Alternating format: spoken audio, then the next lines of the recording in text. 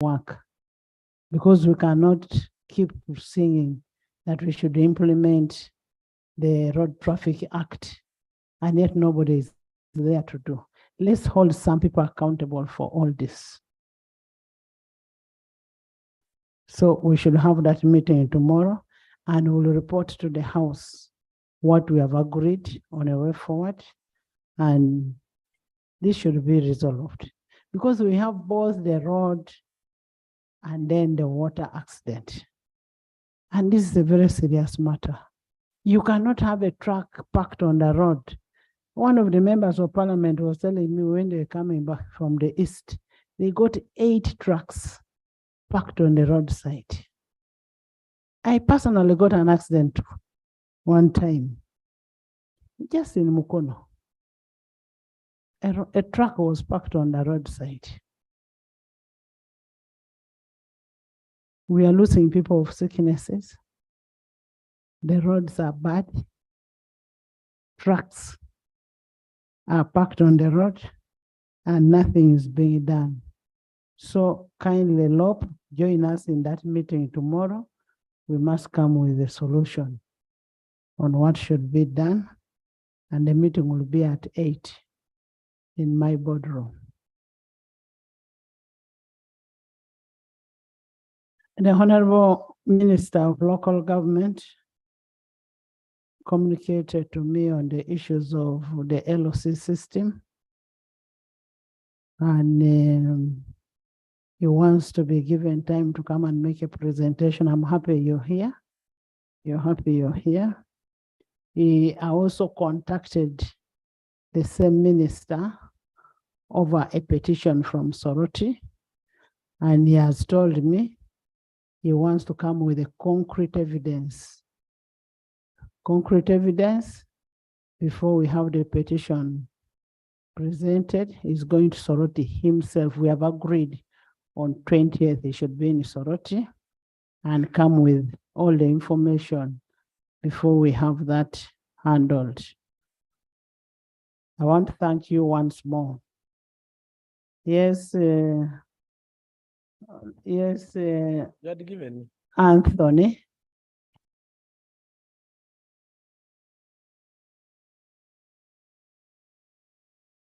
Right Honorable Speaker, yesterday we talked about the accident, and as you said before, this issue has been on the floor of Parliament. I remember at one point, you ordered that all the border borders in the country must not carry more than one person, and that they should have jackets and they should have helmets. At that time, the top of it, the police plunged into actions. And in less than 2 weeks, the whole thing went back to normal. So I think as we talk about implementation, key on our issue is that people who are supposed to take action, they only act in ad hoc manner. And once it is cooled down, just 2 weeks, it goes to normal. And therefore, if we want this issue to be sorted out once and for all, we must make it a must that the ministry should keep reporting maybe on a quarterly basis to us on implementation on this act that governs the issue of traffic in the country. Otherwise, all of us are candidates for this problem of accident on a daily basis. You know the commitment that we have as members of parliament. Sometimes you think you should not even travel at night, but you find yourself traveling at night. And these are common things that we always get on the way as we are traveling. Right, Honorable Speaker, it is important that you should make sure that as you have a meeting, it should be a must that they should be updating the House on the implementation. Thank you. Actually, quarterly basis is too long. That is too long. Even Honorable Katavazi, Saba Christo, survived an accident. It was a parked vehicle also. How long are we going to continue on such? Fred, you're on your phone. We want an action. You are the Minister of Transport. And still based on my communication, I'm happy Mama Babira is here. Mama Babira, I got a petition from the leaders of Aru, Komakis constituency, on how one of the prison officers He's busy cutting trees, burning charcoal and selling, and using a gun to protect whatever is being cut. We want to know what action you're going to take on that prisons officer and report to this house on tomorrow. Tuesday is far because you can take an action now. You have an answer? Yes? No, don't worry. All of you are going to speak. Don't worry. Thank you, Right Honorable Speaker. I appreciate the concern raised by my son, Dr. Komakech, yes? I am the one who has raised it. The petition was brought to me in my office. Thank you. I would want really to get in touch because we have a presidential directive. And therefore, there is no delay in implementing the presidential directive.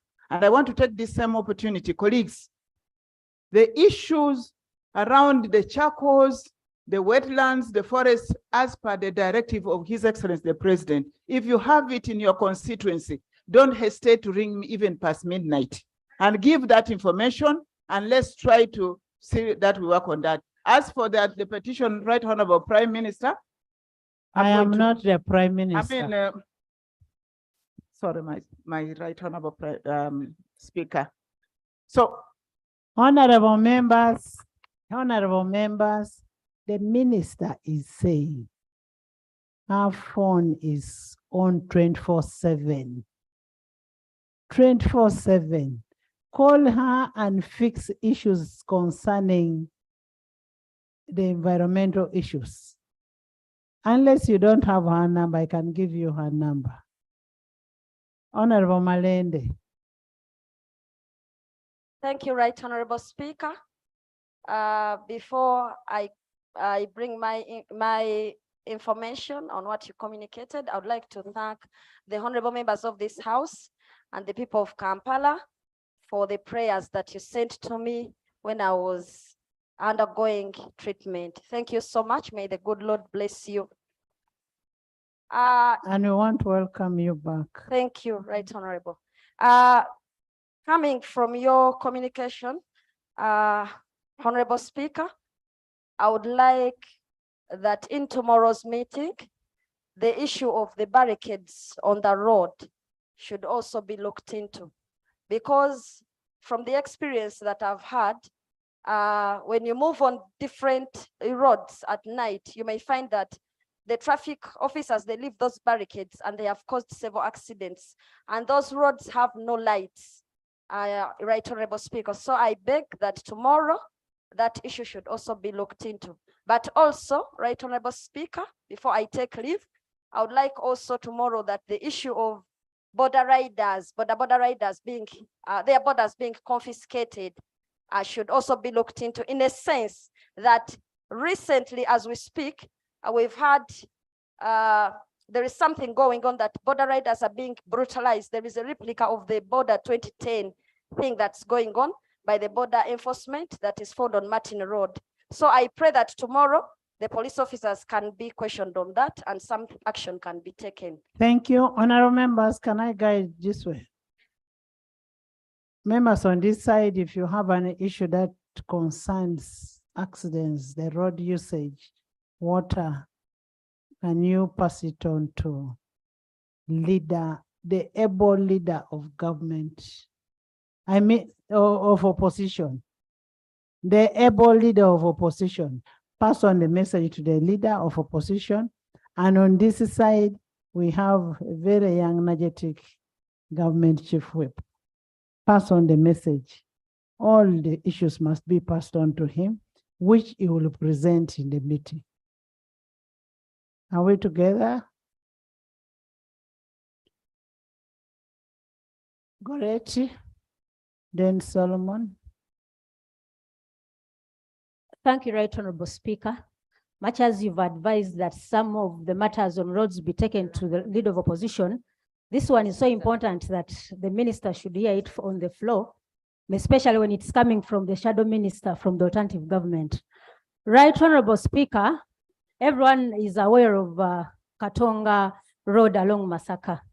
Right Honorable Speaker, Sembabule Mbirizi is the alternative route for the heavy trucks now, but the road is very impassable. The dust is simply too much. Trucks from Congo, from Rwanda are using that route. Right Honorable Speaker, I do advise that to avoid accidents, especially to the school-going children, government should intervene by graveling that road, not spot grading. I encourage government kindly intervene, otherwise Sembabule is in trouble. The community is seriously complaining. Businesses have been frustrated. Border borders are no longer using that road. All the light trucks cannot use the road as of now. Right Honorable Speaker, this was so urgent and really I could not wait for the rope to address this. Thank you. Unfortunately, you'll not get the answer now. You'll get the answer tomorrow after our joint meeting and should be reported by the ministry. Thank you, Right Honorable Speaker, and thank you for your communication. Right Honorable Speaker, the matter I wanted to raise, and Right Honorable Speaker, that should be considered in your meeting very importantly. In Uganda, sometimes we want to respond only to crises. We have had very many issues. We had the issue of speedy governance. It still remains to a crisis. Right, Honorable. What happens to the policies we make? We agree on something, then when for example, if the accidents reduce, then we keep quiet, and now we wait until there is another Honorable, problem. The issue I wanted to raise, Right Honorable Speaker. Honorable Commissioner, you're preempting the debate of tomorrow. Tomorrow we are going to put the whole, before Prime Minister's time, issue on accidents. Much obliged, Right Honorable Speaker. I'll come tomorrow. And Chairman of Infrastructure, you need to be there in the meeting. Yes, Macho. Madam Speaker, you are a great lady. Madam Speaker, why I say so, the Kingdom Media House, Kenya, which is a political media house, voted 4 people from the East African region as potential leaders who have done a mark in the political legislation of East African region. And you came number 1 because of chairing the passing of the anti-homosexuality bill. Madam Speaker, when I moved in Busia, Kenya. Honorable members, when you reach Kenya, Honorable Macho is called Lord Bishop.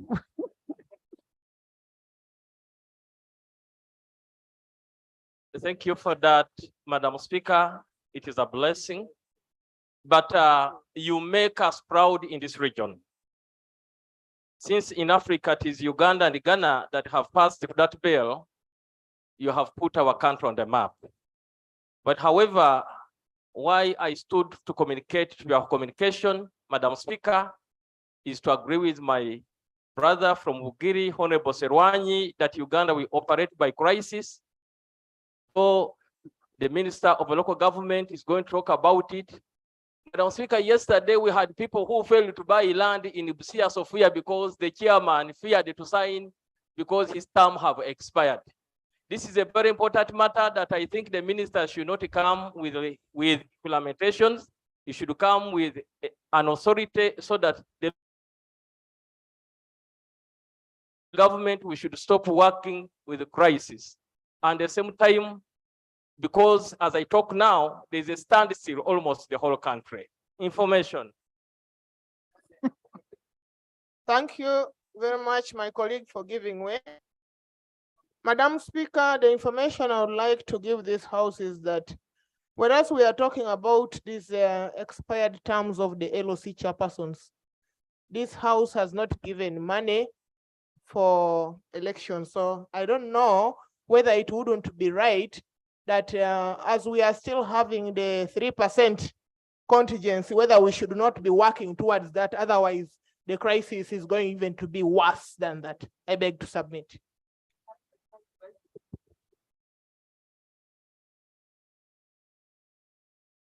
Yes, Honorable Kabusu. Moses. Thank you, Madam Speaker. Madam Speaker, arising from your communication, the voters in Chamswa in Kalangala asked me to raise this as a matter of national importance, but since tomorrow a management meeting will discuss issues arising out of accidents on water and land, they asked me that when accidents occur on land, they have been seeing the president Compensating. or senior political leaders in your capacity, Madam Speaker, as you're the great leader. But for the people who drown in the lake, not even a single penny is sent to the families to manage looking for bodies or transporting the dead bodies or burial. And I think The only problem we have as senior leaders, we never get information from our local leaders, the MPs of the area, like Honorable Kabusu Moses. Next time, if we get information, we will be able to support. And our condolence to those families. We will support when you give us information. Akelo.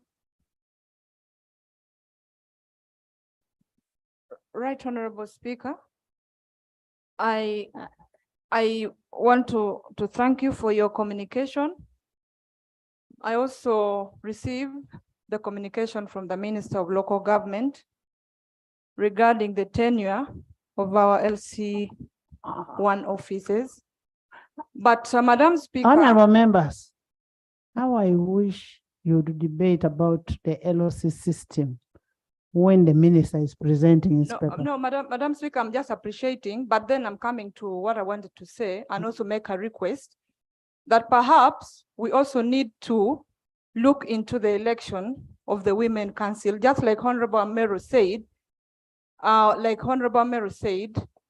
The information we have been getting is that there is no money for election, and this is causing a lot of, crisis in the crisis in the country. There are no crises. There is a crisis. Those were not my words, Madam Speaker. But yeah, that is really for me my concern. I thought I needed to raise it. Thank you. Thank you, Honorable. First of all, UPC. First of all, I want to congratulate you for the win. Yeah, procedure. Thank you, Right Honorable Speaker. Right Honorable Speaker, I rise on a procedural matter. It's good, Right Honorable Speaker, that the minister in charge of local government will come and address this parliament. But Madam Speaker, when it comes to the issue of national importance, I have an issue to address to this house. But, Right Honorable Speaker, we have just heard, I sit on the Committee on Legal. The greatest problem that we are facing as a country is that there is no money for the elections of LC1s and LC2s. And the minister in charge of this docket is the Minister of Finance. So the procedural matter, Right Honorable Speaker, I'm seeking for wouldn't it be procedural right for the minister in charge of finance to come and address this house together with the Minister of Local Government so that we know the issue of money pertaining to the elections of the LC1s and LC2s that their term, and the Women Council that their term has expired. And again, Madam Speaker, I hope you will give me opportunity to raise my issue of national importance. No, right Honorable Speaker, I beg that the newly Honorable Minister, didn't this same house say we extend the term of office for Women Council? Didn't Attorney General come here?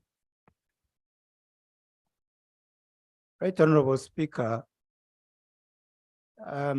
yes, he did, the Attorney General, but let me clarify that we are in consultations. Honorable members, some order. This is very important, honorable colleagues. We are in very deep and serious consultations with Attorney General, with Electoral Commission, with Finance and Gender. So as to Apollo, address- you extend and leave your friends space. This. You want to carry Dakas?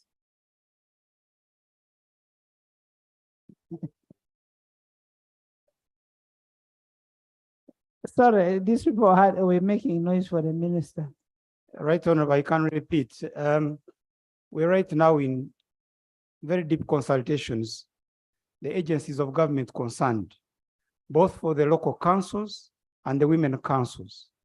I'm talking of Minister of Gender, Attorney General's Chamber, Minister of Finance, Electoral Commission, and ourselves, chaired by the Right Honorable Prime Minister. And we're looking at this together, and we shall give a comprehensive statement that covers both the LOCs and the local and the women councils. Actually, the budget we're talking about, 59 billion, covers both. So it's good you raise this point. Just rest assured that when we bring that statement, we shall be covering the entire spectrum. Thank you. Thank you. Honorable Alan. Thank you. Let's first give Alan also to speak. Yes. He has never. Thank you, Madam Speaker. First of all, I would like also to thank Parliament for the support you gave us while under incarceration. Thank you so much, brothers and sisters. Madam Speaker, as you've guided so, I wouldn't delve so much into the matters of roads because I was about to bring Salama Road around due to the way it is. Recently, the women complained that because it is too bumpy, now their breasts are beginning to swell because they move in an unstable way. So that one, I will give that point to my leader of opposition. My point goes to the Honorable Minister of Alan. Local Government. Honorable Alan. Honorable Alan. Yes, Madam Speaker. Remember, when you talk about a woman's breast, you're talking about your mother's breast, your daughter's breast. Leave alone your wife's breast. There is no woman's breast that are having issues because of those issues on the road. Thank you, Madam Speaker. It was a concern from my electorates. But on my point, There is an order. There is an order. That is an attack on women.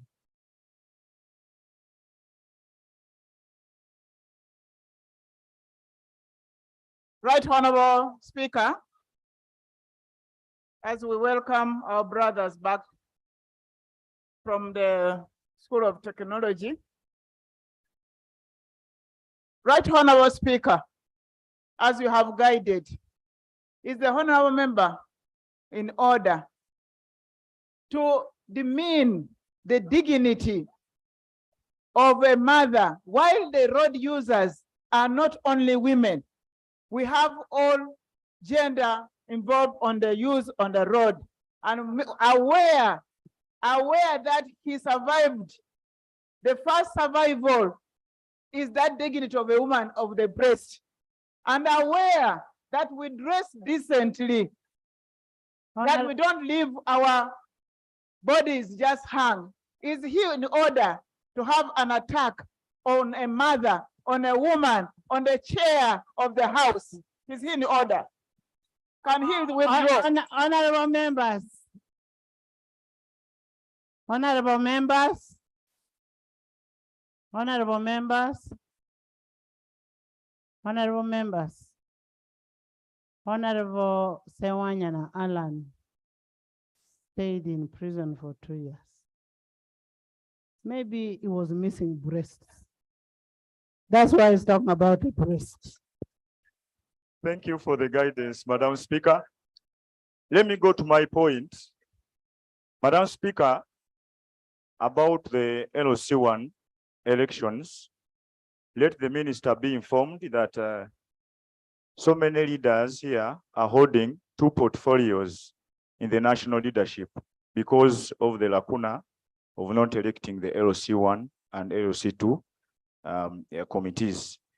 There are members of parliament here, I won't mention names, who were previously LOC1 chairmen, but they are now LOC1 chairmen and the members of parliament.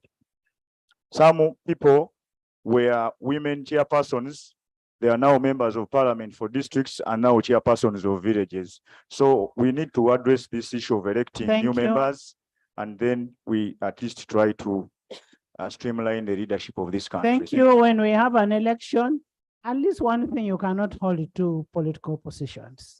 That is common sense. Right, Honorable Speaker, I just wanted to, there are just 2 points I've had which are a bit controversial. I remember saying the stamps have expired. Stamp does not expire. It is the office which has, the office bearer's term, the term of office of the office bearer, but the stamp is there. And then to say that it is possible a member of parliament to hold both the post of an MP and an LOC chair, that would be very controversial, and I don't think there is any here. It's not in the law. It's not allowed.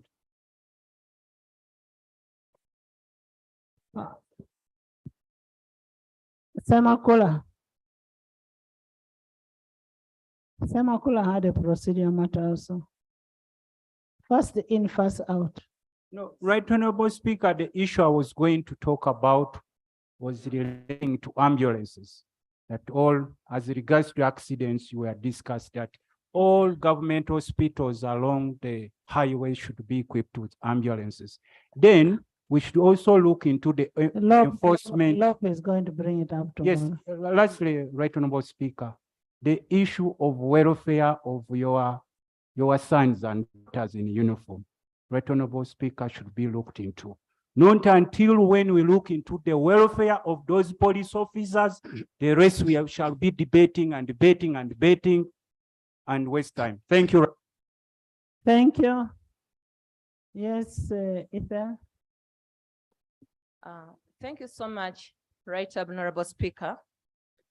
Right Honorable Speaker, I get back to the matter of local councils. Last week, we raised this matter for both LC1s and LC2s, together with women councils. And the promise was we shall have regulations and the need and the fact that the 59 billion is not there to fund the elections of these key crucial posts in What is the procedure matter? The procedure matter I'm raising, Madam Speaker. Given that these are key administrative units in the country, and given that the functions are well outlined of what they do, and up to this day, these LCs are in abeyance. They can't even tell whether they are existing constitutionally or legally. So the procedure matter I'm raising, want it to be procedure right? Your office or in your chair, you attach a time, because we may continue like this as we await the statement. So want it to be procedure right? We get a time frame so that we are able to explain well to all our people out there and also guide them and await. And that aside, want it to be also procedure right? Because according to the laws, we are not in a state of war. We are not in a state of emergency whereby we can have an extension of these offices. So want it to be procedural, right? Government looks for money to ensure that these elections take place. I thank you. Honorable members, the minister said they're in consultation and he will come and report to this Thursday next week. He is coming on Thursday next week. Sebamala, Apollo, Bashir. Right Honorable Speaker, thank you for the opportunity. First and foremost, Right Honorable Speaker, as much as we have preempted the road safety issue, I was only requesting that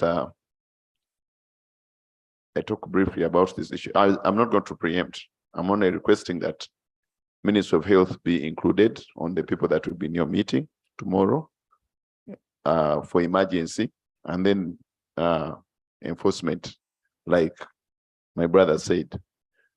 Right Honorable Speaker, about the LOC1s. That is fine. We shall also invite the Prime Minister, the PM, Yes. and Yeah, about the Minister of Internal Affairs. yes, Right Honorable Speaker, and about the LOC ones, Right Honorable Speaker. I thought we are getting a paper on that. Okay, Right on Honorable Speaker, Thursday. can we start the matters of national importance? Because Honorable members, those are the only. Richard, there is just one speaker at a time. There is one speaker at a time, and that one is none other than. No, right Honorable Speaker. No. Christine. Thank you so much, Right Honorable Speaker. I appreciate your communication so much in relation to accidents and humps. Right Honorable, even as you have made a ruling, I respect it, but on the issue of the Tirinyi Palisakumi Road. Give you information today. Right Honorable Speaker, allow me hint on it. The Right Yes. Honorable Prime Minister directed UNRWA to put humps along that road. Right Honorable, we are losing 3-4 people in a week. And it has now taken about 2 years. Are the directives working or they are not working? Because surely we need to save the people of this country. Thank you. Thank you. Honorable Government Chief Whip, take note of what members are raising and kindly follow the Government Chief Whip and give you issues.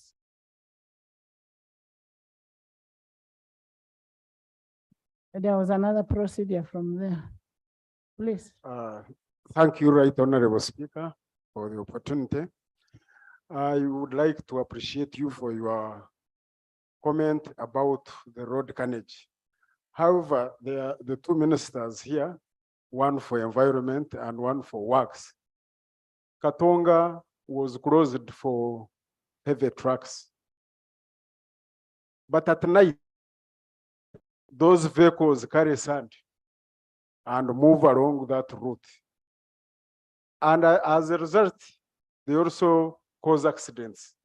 This is an issue of concern, and I would like to raise it so that these two ministers intervene. I thank you. Yes, a procedure matter. Thank you, Right Honorable Speaker, for allowing me the procedure opportunity. Right Honorable Speaker, around like 20 minutes back, you ruled on two issues. The issue of roads and accident and the issue of the LOCs. 20 minutes later, members are still presenting the same issues in different style and language. Are we proceeding right Honorable Speaker, when our order paper has more 10 items to cover? Thank you very much, Right Honorable Speaker. Honorable members, the whole afternoon tomorrow will devote it to issues of road accidents and matters of national importance. Can we go to the next item? Item 4. There is a procedure matter from law.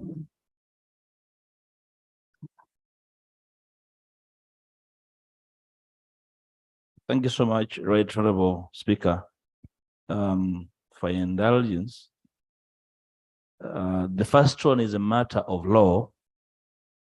In absence of the Land Attorney General to guide the Minister of Local Government on his statement that the stamps do not expire, but the office does, he did not proceed to inform the country that whoever engages a bearer of the stamp engages in illegality ab initio.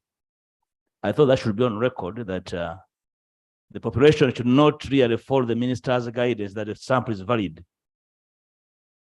Whoever bears it, bears it. Honorable Law, the stamp is valid, but the signature is invalid. That is what the minister needs to correct. Yeah, Right Honorable. Because you cannot stamp without a signature. You cannot just put a stamp. Yeah, Right Honorable Speaker, I concur. But the statement of the minister could easily be misinterpreted to mean that somebody probably could pick a stamp with a stick and a stamp on a document and validate it. So to inform the country, to inform all and sundry that nobody has the force of law to use a stamp of an LC1 anywhere. That should be on record, Right Honourable Speaker. Second, Right Honourable Speaker, again for your guidance on the order paper, you guided on issue 3, which is the Soloti market vendors petition, which you had gladly allowed the honourable member to present.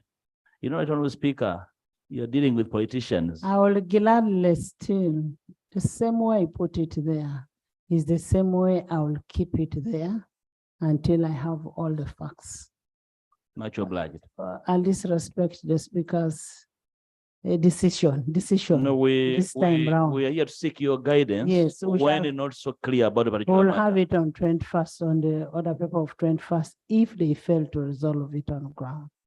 Much obliged. Thank you. Next item. Item 4, laying of papers. Item 4A.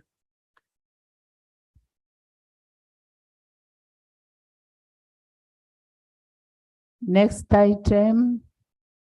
Item 4A, delegation to the 78th session of the Executive Committee and the 44th Conference of Presidents of National Parliamentary Assemblies of the African Parliamentary Union.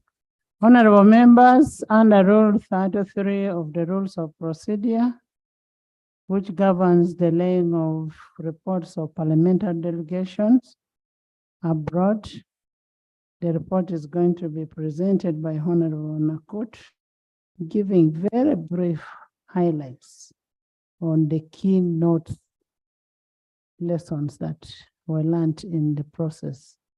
Please, Honorable Nakut. Thank you, Right Honorable Speaker.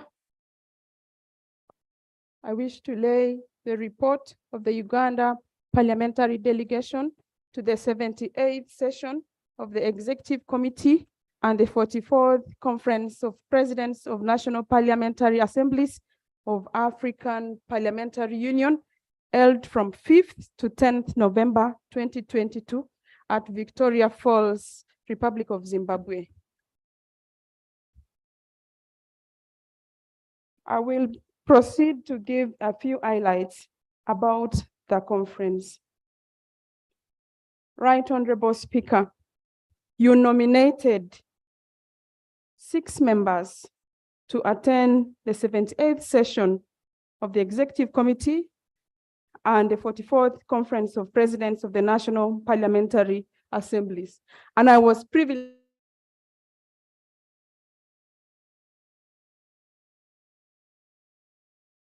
Achia Remigio, Honorable Feta Geoffrey, Honorable Naluima Betty Itho, Honorable Apollot Christine, and Honorable Kibalia Andrew Maurice. I wish to thank you on behalf of those members and myself for trusting us with this noble responsibility. And now I report about the African Parliamentary Union in brief. The African Parliamentary Union, herein referred as the APU, is a continental interparliamentary organization established in Abidjan in 1976 by the Organization of the African Unions.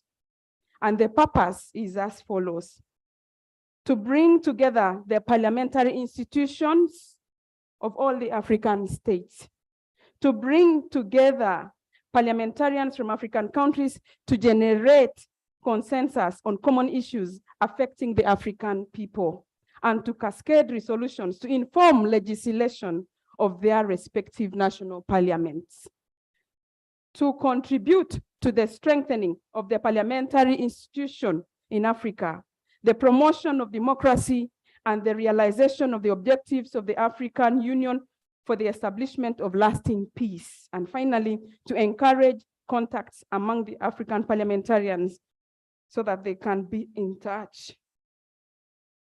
The conference theme that we attended, for the conference we attended. Give that- us the lessons, brief Okay. lessons that you learned. Okay. You're not presenting.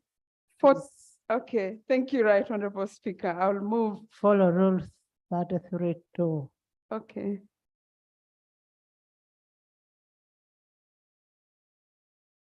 "24 parliaments attended. There were considerations made, and I will mention them, the most important ones for you to listen. There was consideration to accept observer statuses. 2 applications were received. One of them was from the Duma state of the Federation of Russia. That is the Parliament of Russia. They applied for observer status. The observer status was granted. That means then the Duma state of Russia will attend these conferences as observer. The position of the Ugandan delegates was neutral because that was our position as a country because of the ongoing war between Russia and Ukraine. But the conference decided to accept the observer status. The application by the association, the African Association of Libraries and Information Institutions, they applied for observer status. Their application was deferred to the next conference. Then we received reports. The report of the ad hoc committee on financial contributions. Madam Speaker, we wish to report and appreciate you and the Parliamentary Commission. The committee that was made to assess the contributions of member parliaments reported that Uganda was up to date with its contributions. And so we were not embarrassed as delegates. We were able to speak with confidence. So I wish to thank you and commend you and Parliamentary Commission. Keep it up for all the associations where our parliament has signed up to.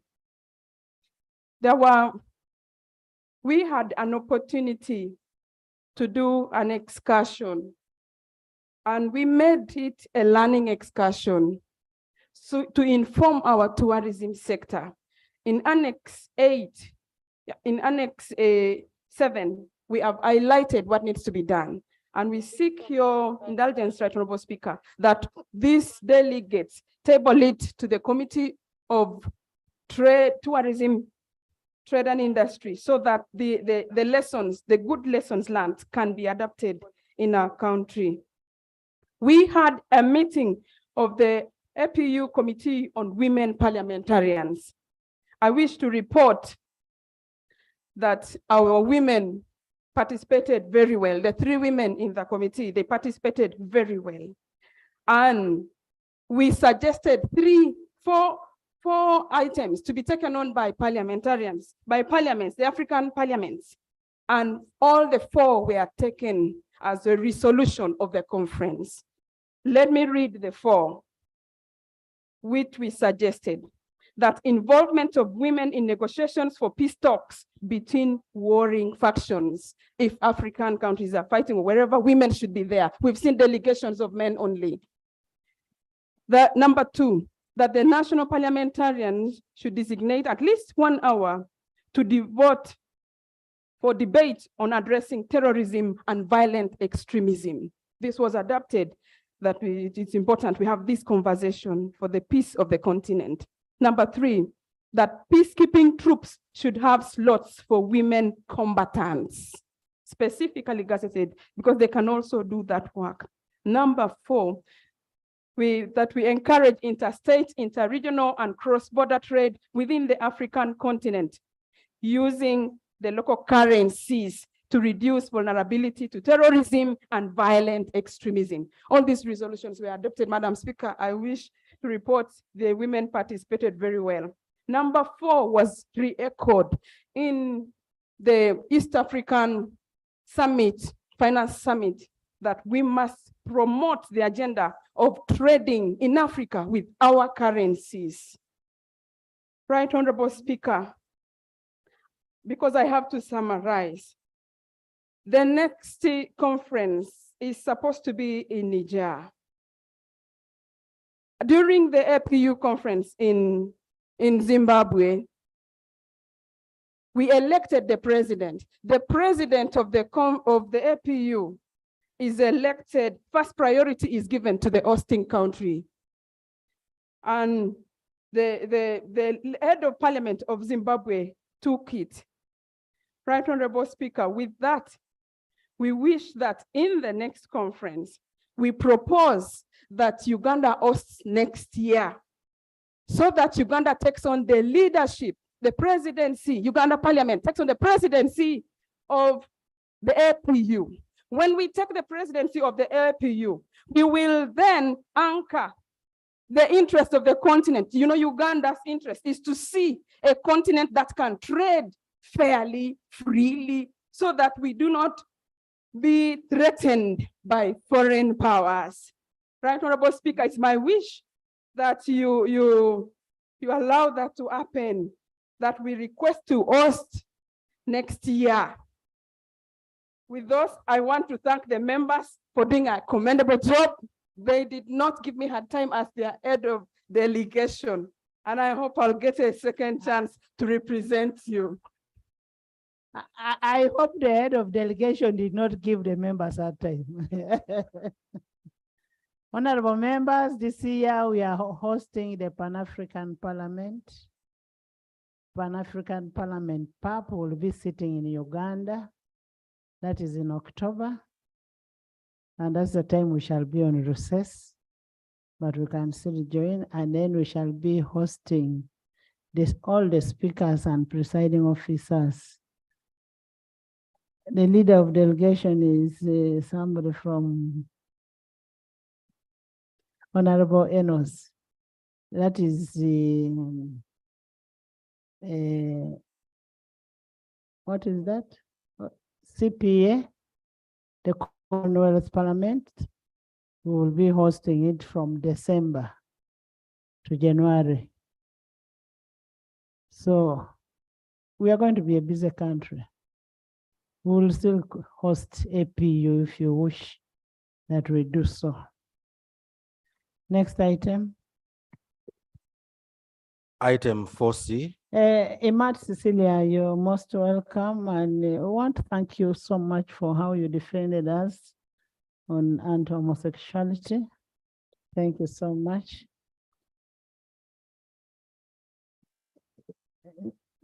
Yes. Item 4C. Item 4C, to the best of my recollection, Honorable Hassan made a presentation on this item. Not so? Go on microphone.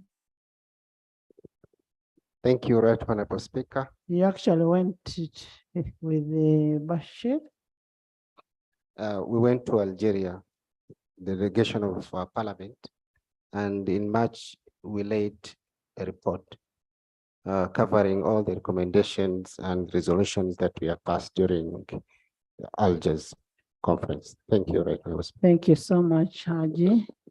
Next item. Item 5. Yes, procedure. Thank you, Right Honorable Speaker, for the opportunity. Right Honorable Speaker, yesterday you guided that the Minister for Energy should lay on table the agreement the Minister for Energy from Uganda signed with the energy from South Sudan.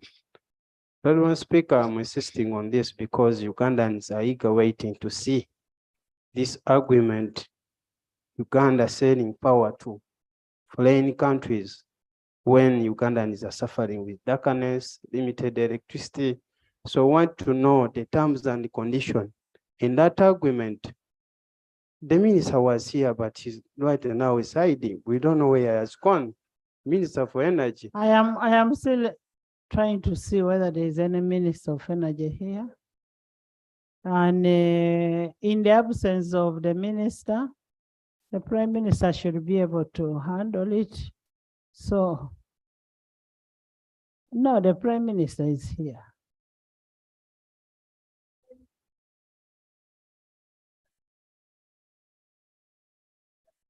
Right Honorable Speaker and colleagues, the country has enough power. That should go on record as we speak now. The country has enough power and we continue to generate more power. And so we can help colleagues, the neighboring countries. We need to help the neighboring countries who do not have access to power.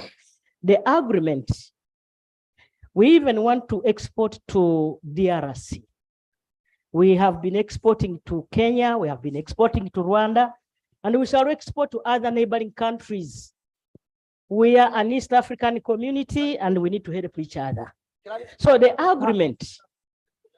agreement he wants will definitely come because this parliament has a solo stake in whatever we do as government. Thank you so much. Honorable Martin. Thank you, Right Honorable Speaker. Right Honorable Speaker, the issue that Honorable Mayanja raised, I made a rejoin on it regarding power that is being generated and is not evacuated to the national grid. And as a country, we are paying close to 440 billions. Can the Prime Minister perhaps make a statement on that? First of all, to the best of my recollection, what Parliament wants, and let it stop being Alan's issue. What Parliament wants is the agreement between the two countries. We don't want to go into a relationship of the Bujagalis, the ones of those. You get it? Eh? We want to have the agreement on the floor, and I think that's what we want. Basically that. We have no problem exporting, we can even give it to whichever country. But what the House wants is the agreement. And the minister said, he's the one who said he was going to bring it today. Let's have that mean. He said he would bring it today.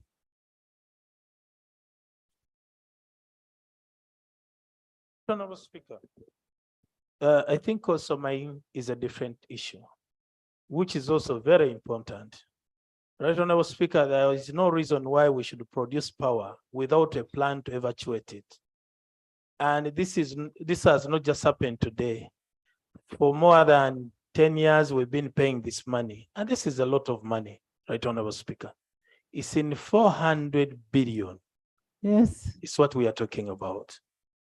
So we need a report in regard to that. Thank you, Right Honorable Speaker. I sit on the Committee of National Economy, and we visited Karuma when we are processing a loan. And the justification of that loan was distribution of electricity in our country.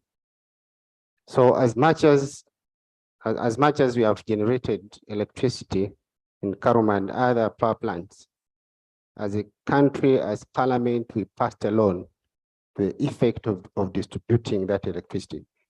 So the kind of clarification we would want to get from the minister is how far have they gone with that procedure of implementing the distribution of the electricity? Yes. Madam Speaker, I think I want to thank the Prime Minister for endeavors, but your communication between your ministers is very key. When agreements are laid before Parliament, they are not displayed or not sports. They are given to Parliament and the Speaker. We shall demand from the Speaker to go and look at them internally. We don't display this information because some of the information is confidential. In case I come out and reveal whatever is in that agreement, can be against me. So, Madam Prime Minister, the issue here is how do we get the agreements? Whether you are supplying power to Rwanda, Burundi, even to those who want it free of charge, it's your own discretion as government. But Parliament, with its powers, needs the agreements before the floor of parliament, and the speaker gets them, where members can go and access them confidentially. So, Madam Prime Minister, kindly cool down and enjoy the house, but please communicate with their ministers. Once they make any statement on the floor, that's why the speaker and members insist to have them here. Thank you, Madam Speaker. Yes, order to who? You're making the order to who? To Honorable. No, he's not on the floor. He's not on the floor. For us, we are only following up on what was promised, and the House wants what was promised. Honorable Minister, you promised us the agreement. Is it ready? Right, Honorable Speaker. The agreement is actually ready and is being delivered to me from UETCL. Okay, okay. I will lay it on the table when it arrives. Members, it will reach. The agreement will reach.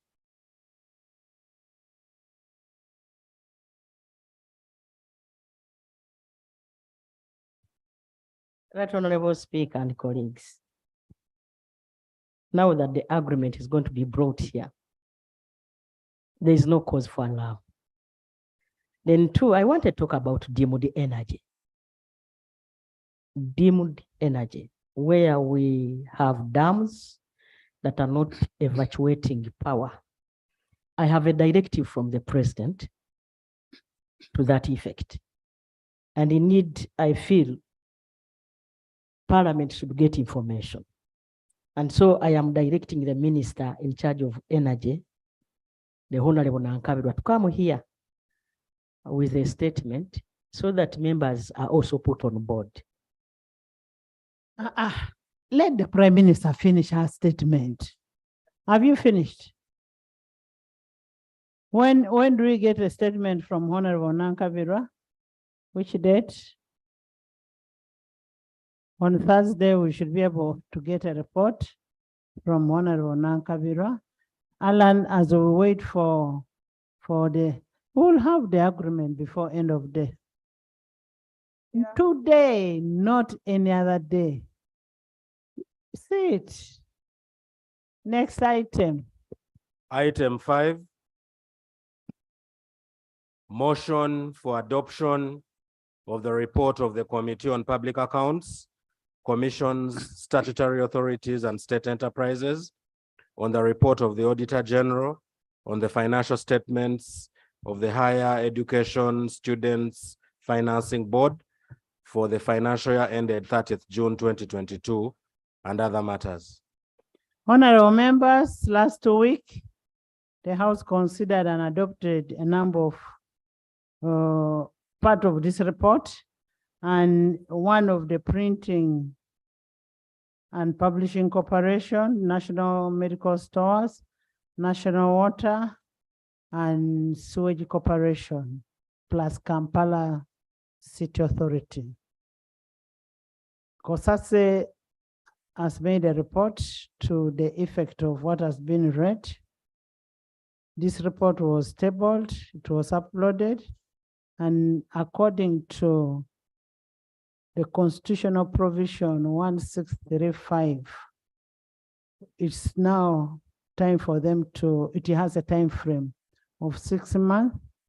And I urge the chair that after presenting this, you need to go and work on all what is left so that you're able to present within the time that is prescribed constitutionally. I would now invite the chair to make a presentation.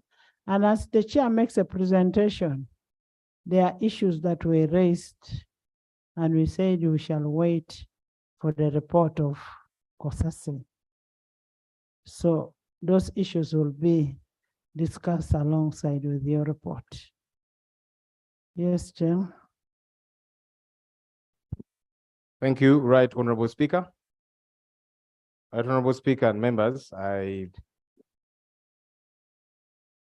beg to present the report on the Committee on Public Accounts, Commissions, Statutory Authorities and State Enterprises, PAC COSASE, on the report of the Auditor General on the financial statements of the Higher Education Students Financing Board for financial year ended 30th June 2022, and other matters. And as I get started, I beg to lay on table both the report and the attendant minutes. Please, was it a qualified or unqualified? Did it have a qualified or unqualified opinion? No, it was unqualified. Unqualified opinion. Right, Honorable Speaker, I will skip through a couple of things, the introduction, background, maybe methodology, just to emphasize who we met as a committee. We met the management of the Higher Education Students Financing Board. We met the board of the Higher Education Students Financing Board. That's the board of the entity. We also met officials from the Ministry of Education and Sports. I'll move to our findings, observations, and recommendations. One, implementation of the approved budget. And the first one is revenue performance, and with specificity, performance of non-tax revenue. The board, Right Honorable Speaker and members, as I refer to the board, I mean the entity, because the entity is Higher Education Students Financing Board. So that's the board that I'll be referring to, the entity itself. The board budgeted to collect non-tax revenue of 0.59 billion during the year under review. Out of this, 0.75 billion was collected, representing a performance of 128% of the target. In addition, the board planned to collect revenue due to the revolving funds from recovery of loans amounting to 0.98 billion during the financial year, but only 0.31 billion was collected, representing a performance of 31.4% recovery of the target. The accounting officer submitted that the low level of recovery performance was mainly due to the effects of COVID-19, resulting in too low levels of economic performance. In addition, the board was affected by the low levels of staffing, especially in the recoveries unit, with only 3 staff to follow up on more than 4,000 beneficiaries that have completed their studies and are in the repayment cycle. He informed the committee that the board had designed a number of strategies, including working with employers through the Federation of Uganda Employers, Ministry of Public Service, the Credit Reference Bureau, and other large database handlers in order to improve loan recovery. The board, that is the entity, also profiled beneficiaries in the different cohorts and formed social media groups where beneficiaries are updated regularly on the status of their loan repayment. The committee observes that the overperformance of NTR collection was due to the increase in the number of applicants in the year under review, owing to the non-refundable application fee of 50,000 shillings. 2, the board collected much less than what it ought to collect, owing to understaffing, and whereas there were strategies to increase loan recoveries, the rate is still low. And we recommend that the accounting officer should institute measures to ensure that more recoveries are attained to enable continuation of the fund. The next item, performance of Government of Uganda receipts. The board budgeted to receive 32.3 billion, out of which 16.9 billion was warranted, resulting in a shortfall of 15.4 billion, which is 48% of the budget. The Auditor General further noted that the entity did not seek a revision of its budget, and the work plan, as provided for by Section 17(3) of the Public Finance Management Act of 2015. The funds that were not warranted were meant for the implementation of the following activities. Right Honorable Speaker and members, we have provided a table showing what this money was meant for. 1, loans and scholarships, that's for sponsorship of continuing students, 11.89 billion. Operations of the board, 3.11 billion.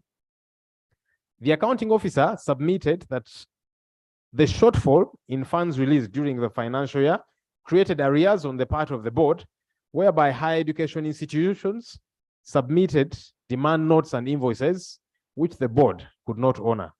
The arrears were verified by the Ministry of Education and Sports Internal Audit Department and submitted to the Ministry of Finance as domestic arrears, and the board was following up to ensure that these were prioritized and paid. The accounting officer explained that the shortfall had a negative bearing on the fees to be paid to various institutions, and the last release came in towards the end of the financial year. In financial year 2022-2023, only 60% were released, and the challenge of arrears would remain. As a result of the budget cut, only 600 students had been sponsored, whereas the board had planned to sponsor 1,600 students. 85% of all the applicants are eligible, but not all of them can benefit from the loans because of budget cuts. He stated that the board had made several requests for supplementary funding to the Ministry of Education and Sports, but the releases from the Ministry of Finance were inadequate. The committee observes that, one, the shortfall in government funding significantly impairs the ability of the board to sponsor the planned number of students. As a result, many deserving students end up missing out on sponsorship. Two, the board has domestic arrears in form of unpaid fees from financial year 2021-2022 caused by a fall in releases. And the committee recommends that the Ministry of Finance should fully fund the budget of the board to enable it clear its outstanding obligations to the higher education institutions. And two, should allocate funds, more funds, to enable the board sponsor all eligible applicants. The other issue is absorption of funds. Out of the total warrants of 26.19 billion received during the financial year, 24.05 billion was spent by the entity, resulting in an unspent balance of 2.14 billion, representing an absorption level of 91.83%. The unspent funds were retained to be used in the subsequent financial year. The funds that were not absorbed were meant for investment in fixed deposit, which was not implemented.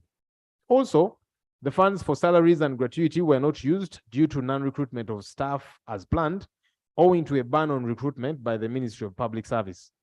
We observe that the committee, that the delay in the procurement process regarding the fixed deposit investment led to the absorption of funds, and absorption that is, and we recommend that the accounting officer should ensure that all the procurement processes are initiated in a timely manner. The other issue is accumulation of payables. A review of the financial statements revealed that the board, that's the entity, reported under the statement of financial position payables amounting to 15.33 billion compared to the previous year payable position of 1.42 billion, indicating an increase in payables of 13.9 billion. That's 977%, out of which 99.4% relates to loan disbursements to beneficiary institutions. In addition, the payables verification report by the Internal Auditor General's Office and the Ministry of Education was not availed for audit verification. I'll run down to our observation. Number one, the presence of payables is attributed to the low release of funds from the Ministry of Finance. Two, the payables are in the form of unpaid fees to institutions of higher learning, which impairs the ability of the board to perform its primary mandate and also cripples the finances of the institutions that the beneficiaries attend. Three, there was no evidence that the Office of the Internal Auditor General and the Ministry of Education and Sports had prepared payables verification reports. And we recommend that the Internal Auditor General and the Ministry of Education and Sports should prepare the payables verification reports to ascertain these payables. The other issue is low loan recovery rate. Section 21 of the Higher Education Students Financing Board Act of 2014 states that the scheme is only for Ugandan students seeking financial assistance to pursue an accredited course of study or program of higher education in an accredited institution of higher learning recognized by the National Council for Higher Education. A review of the statistics of students' beneficiaries from the loan scheme since inception indicated that there was a decline in the current financial year in students' financing with reference to note 21 of the financial statements. The board had managed to finance only 25% of the total demand by applicants, which was below average performance. Right, Honorable Speaker and members, we have availed a table there that shows the different percentages in the different financial years. The accounting officer submitted that the poor loan recoveries were partly due to the effects of COVID-19, which led to the lockdown of the entire economy, resulting into businesses closing down and high levels of unemployment. He further submitted that the majority of the loan beneficiaries were not yet into gainful employment and could therefore not make a substantial contribution or repayment. Submitted that the poor loan recoveries were partly due to the effects of COVID-19, which led to the lockdown of the entire economy, resulting into business.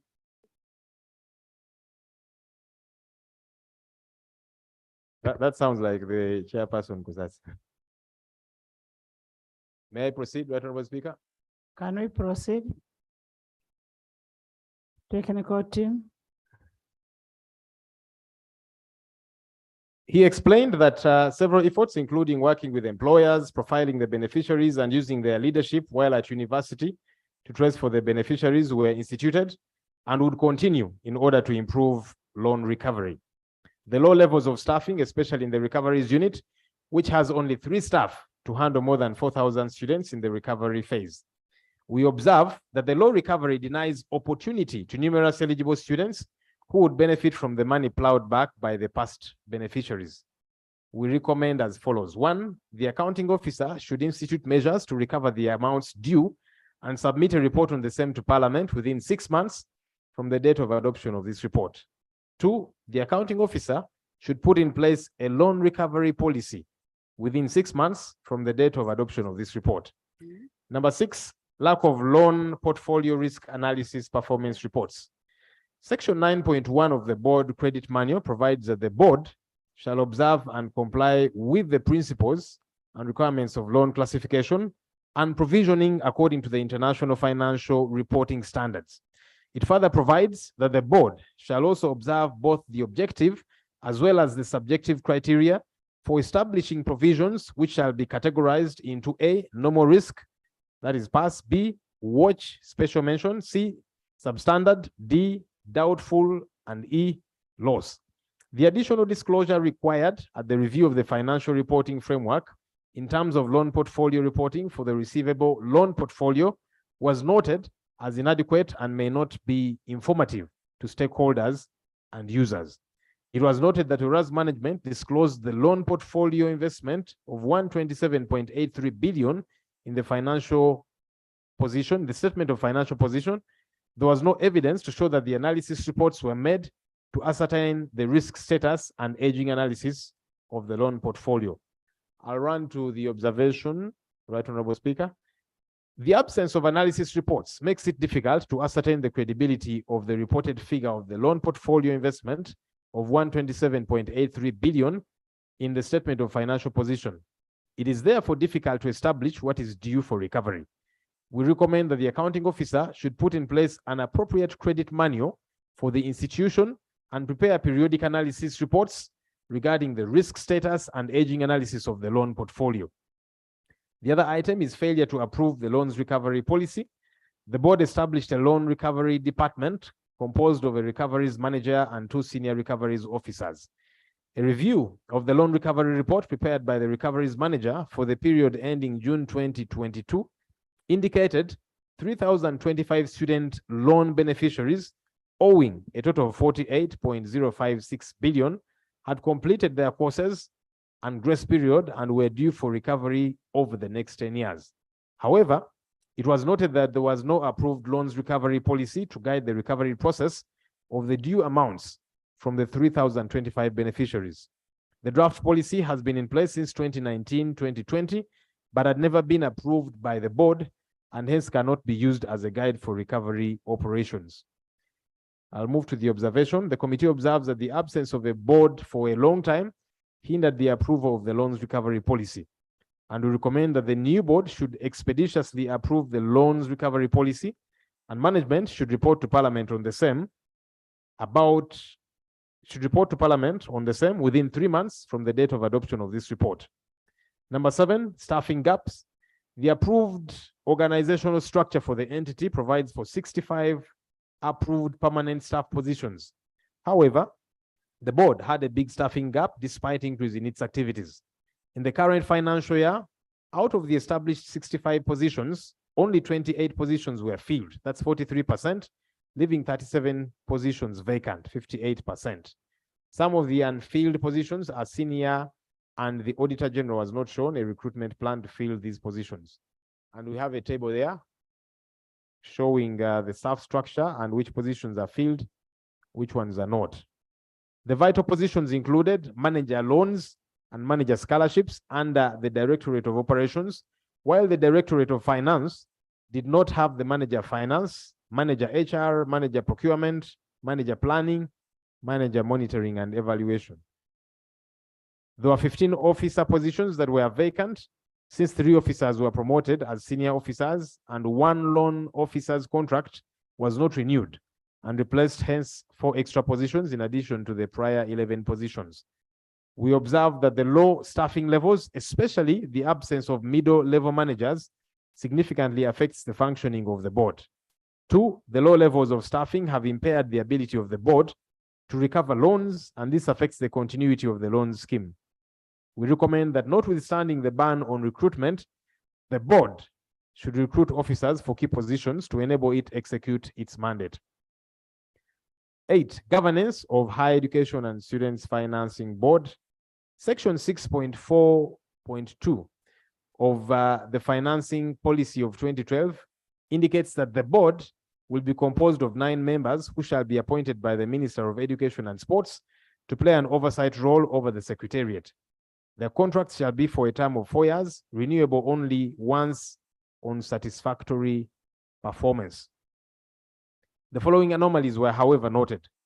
The position of the representative from the Uganda National Students Association, UNSA, had not been filled for the last 9 years. The term of the board of directors expired in March 2022, and renewal of the new board had not been undertaken by the time of the audit. In the absence of a fully constituted board of directors, the oversight functions may not be performed and the board could lack in strategic direction. The committee observes that whereas the board was fully constituted by the minister with effect from 1st December 2022, the failure to fully constitute the board in time by the minister hampered the functioning of the institution.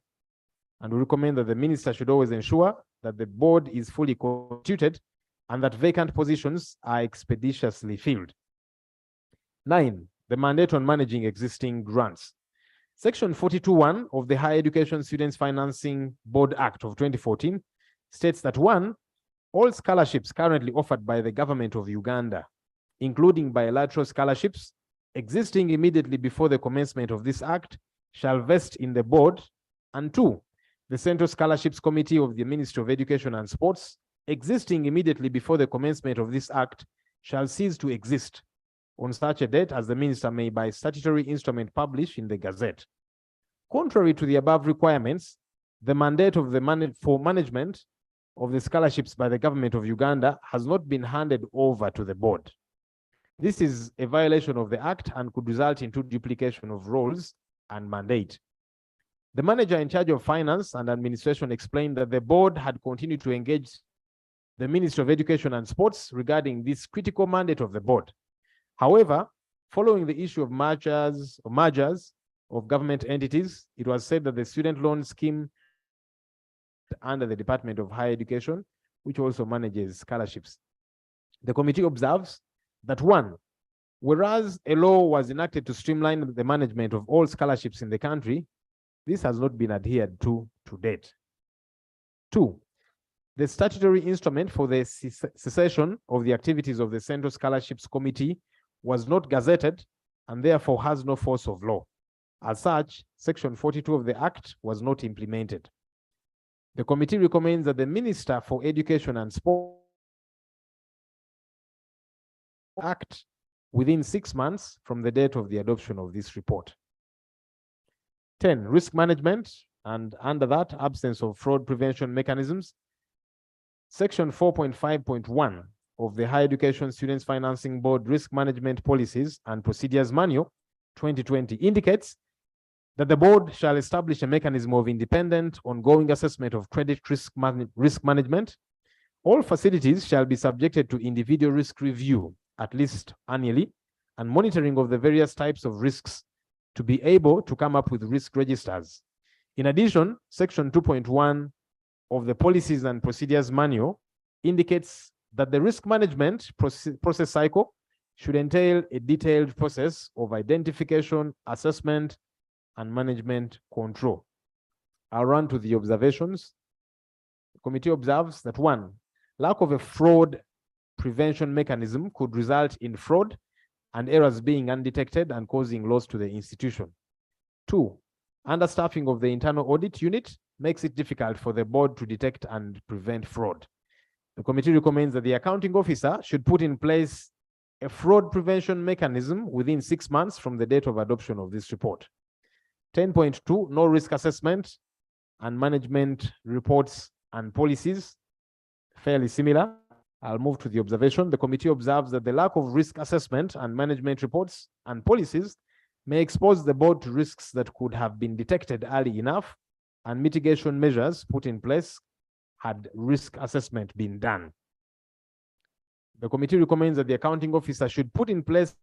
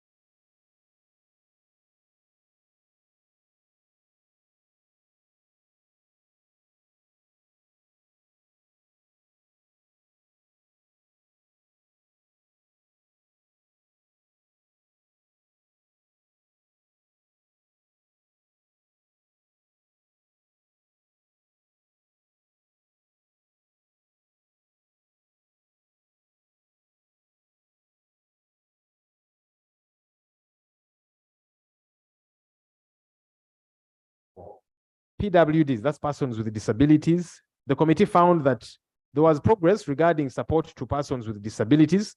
According to the board, all PWD applicants who qualify get awarded. However, the committee was concerned that PWDs have other challenges which the board has not taken care of. The loans provided to PWD beneficiaries, for example, do not separately cater for assistive devices. The PWD beneficiaries therefore find that they have to pay interest on the money they use to buy assistive devices. In this way, the scheme has not been as beneficial to the persons with disabilities as it ought to be. Our general recommendations, Right Honorable Speaker and members. The committee recommends that 1, the board should adopt a district quota system where each district is allocated slots to ensure equitable access to the scheme.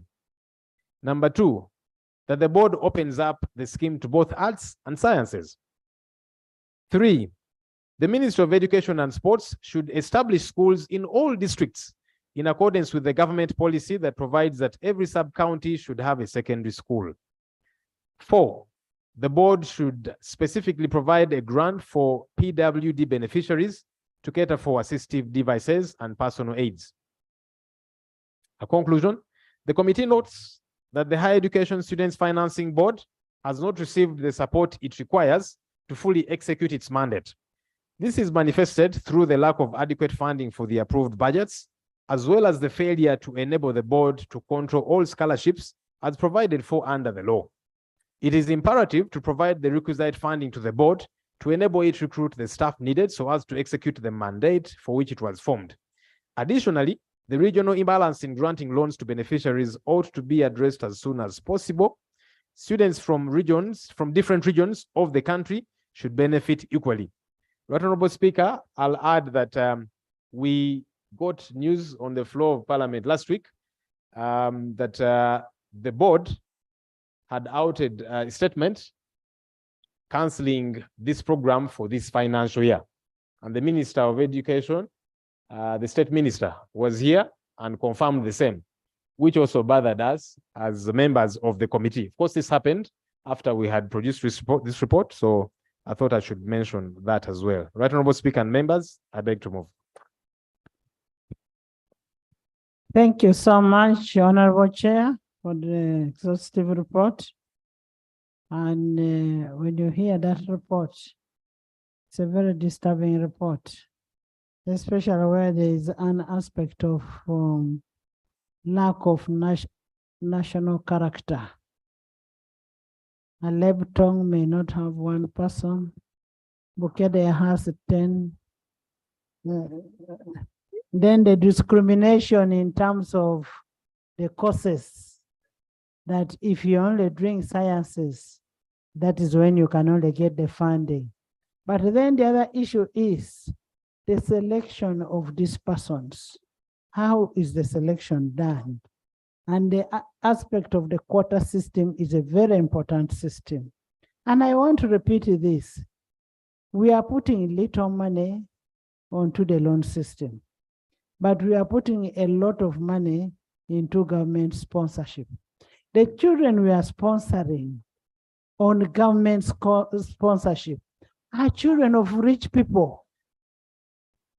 The rich people take their children to the best schools. And these best schools produce the best students. And those are the students who go on government sponsorship. Now, would you really want to pay fees for a kid of a member of parliament? Because it is members of parliament who can take their children to Kisubi, to where. But now, why don't you give this to all the schools? And how I wish when we are discussing this issue, when the Minister of Education could be here. Government Chief Whip, do you need to guide us really? Because these are crucial things. And I don't want you to take responsibility. We need finance, Minister of Education. It doesn't matter, minister is a minister. We want a Minister of Education, We want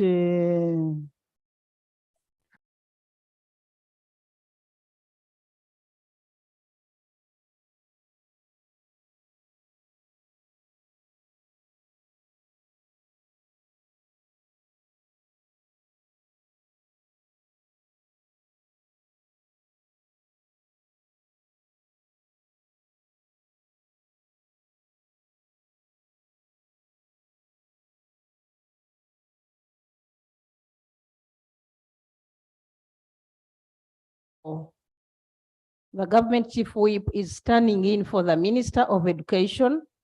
The Prime Minister is represented, and the finance. Magesi is there. Finance is not represented, but the Prime Minister is around. Yes. So, and this report has a period of time when we are supposed to respond. When we debate, everything that is going to be captured, that is going to be noted, they will be responded to at an appropriate time. I thank you. Honorable members, we will continue with the debate. The good thing is that we'll want the action taken. Action taken report under Rule 220.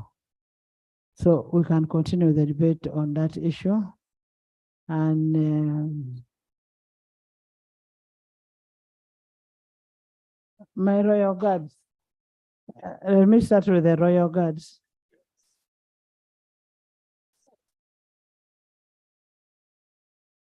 Thank you very much, Right Honorable Speaker. I want to thank the committee for a very good report. 2 minutes each, just go to the point. Yes, thank you very much, Madam. First of all, it is a good report. Yes, it is a good report. Madam Speaker, this morning, I received a call when I was coming here, and I think this report is timely. This is from a student who completed and even graduated. This student is now looking around for an opportunity out there for him to get employed and start repaying his loan. But unfortunately, he cannot access his transcripts. And Madam Speaker, as a committee of PAC, this early afternoon, we had a meeting with the Mbarara University. And I did raise this with the accounting officer of Mbarara University and a few colleagues. And what he said is the shortfall in NTR that they are experiencing is partly because of some of the money that government has not remitted to them, arising from the student loan scheme and also other obligations that government has. And to them, they cannot release the transcripts because that is all they are holding on. And how I wish, Madam Speaker, in one of the recommendations, general recommendations, I want to plead with this House that what government has not released to these institutions be considered as part of their debt stock, that the government should have obligations to pay because the students have gone through. And we want these students to get out and get jobs in order to start repaying. Some of them are competitive enough and they would take the first Honorable one. members, this money is supposed to be paid upon you getting a job and you repay the money. It's more of a revolving fund. When you pay, another student will be funded and that kind of thing. So if you keep the transcript, how do you expect these people to get jobs? So I thank you very much, Madam Speaker, for that guidance. All the accounting officers of universities are facing a problem on NTR and partly because of this money. Let government commit itself that the universities that have students who have already completed or even who are on, be allowed to graduate, get their transcripts, get jobs. There is information from Chair Education.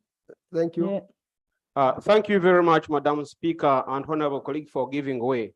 I just wanted to give information on the issue of repayments of the student's loan.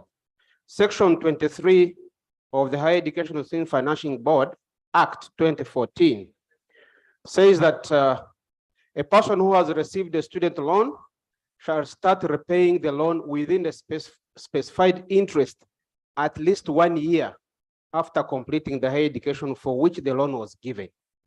And when you go to subsection 2, it says, for the avoidance of doubt, subsection 1 shall apply whether the person is employed or not. Madam Speaker, I just want to inform the honorable colleague and members that as a committee— Give us a section which says that the school will retain the transcript so long as the fees have not been paid. Madam— Continue, give us the section which says that. No, Madam Speaker, I was completing this, then I come to what was exactly stating. There is no law anywhere which specifies that the transfer will be retained. But I also want to add on that the Ministry of Finance should release the money that was reinstated in the budget as quickly as possible, so that the money can be remitted to universities and the students get their transfer. There's no excuse about that. The money was provided. What we are saying, finance should release the money, the transcript should be given to these students for them to look for jobs. In conclusion, Madam Speaker, the accounting officers, I want this to go on record. I had intended to come to your office to request for an opportunity to raise this as a matter of national importance. The accounting officers requested that if they can get guidance from this house and from government, that the commitments will be paid, and for them to go ahead and release the transcripts, they will not hesitate to release this transcript. That is the request and the guidance that they requested from us. I thank you very much. Thank you. Madam Speaker. And when you look at what happens in Kenya, they have the same process. But what happens, they have your ID, they have your particulars, they will continue monitoring you using your transcript. I mean, your ID. They do not retain your transcript. Thank you, Madam Speaker and colleagues. Madam Speaker, I want to thank the team led by the chair for the good work done.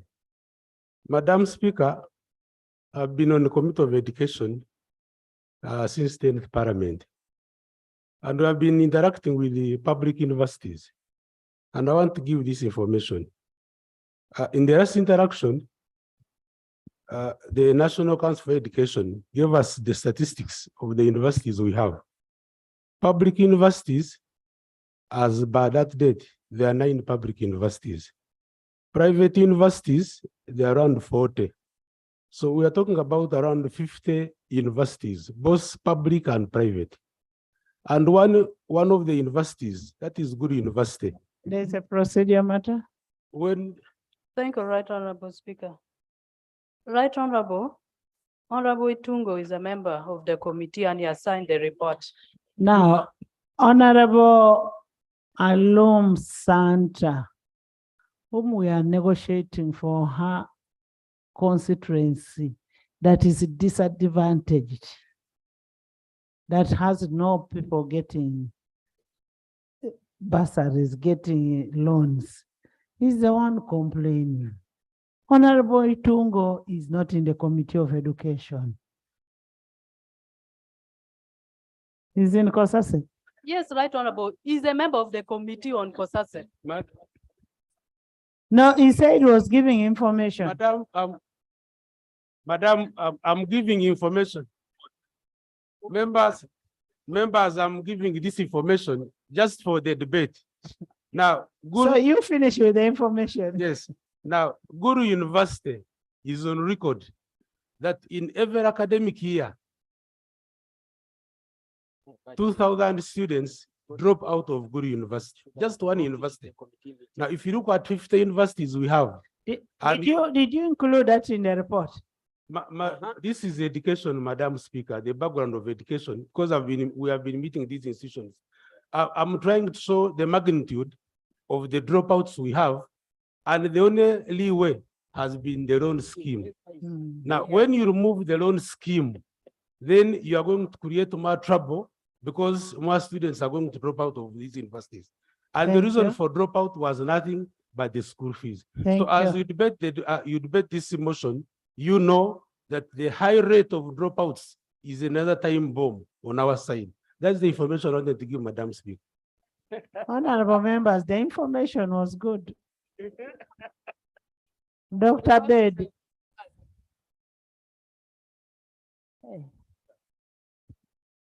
Thank you, Right Honorable Speaker. Right Honorable Speaker, apart from this scheme being used to meet the needs of the students who are not able financially, government should do a needs assessment for those courses that are vital for the economy, but are not manageable by students because of their costs and because they are not likable. There are those courses which are very vital for the economy, but they are not likable or they are very expensive. Part of this money of this scheme should meet those courses that are crucial to drive the economy of Uganda. That is very, very vital if we are going to use education as a driver for the economic growth. I so submit, Right Honorable Speaker. Thank you, thank you. Moses.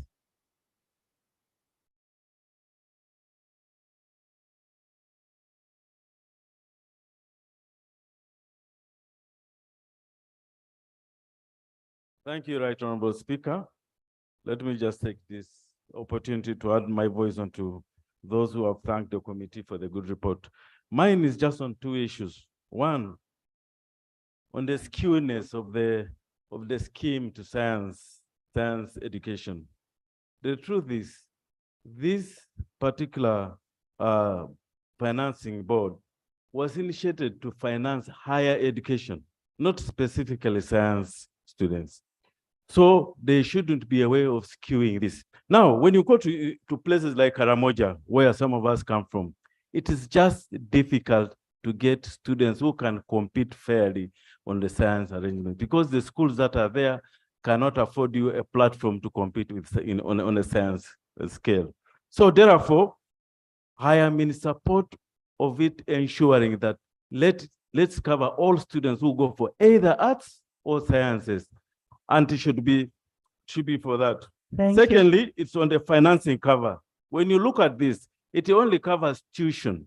You find that most of these students are not able to pay for hostel, to pay for books and other education materials. So this still leaves them disadvantaged and it disturbs their ability to concentrate during the studies. And they have to move around asking for assistance here and there. So it still doesn't leverage them. So mine is, when the cover is met, it should take care of the tuition and all other requirements, accommodation, and all that is included. That will actually give them a leverage to be able to cover the needs that they have. I beg to move. Honorable members, the issue is on discrimination. Let's not discriminate the courses, but at the same time, will government do everything? The dependency syndrome, let's get this thing out. If we are giving you tuition, you won't even manage for buying those other ones. Solo? Thank you very much, Right Honorable Speaker. I want to join colleagues in thanking very much the committee for the wonderful report that they have given us. Right Honorable Speaker, I draw attention on the skewness of the quota for every district. I come from Sabay and I concur with the committee report that the Sabay region has never benefited so much in this program. So, Right Honorable Speaker, I think— How did you know that she has never been? I've been moving around, Right Honorable Speaker. I've even requested for the beneficiaries for Sabay. Now, yes. Now, you say you want Sabay region to benefit. You cannot say it has never. Honorable Speaker, for the correction. I feel Sabay sub-region should also be considered, Right Honorable Speaker, because Sabay sub-region is a disadvantaged region. We have had a lot of conflict with our neighbors, and the people are just starting now to get education as to get back to normalcy.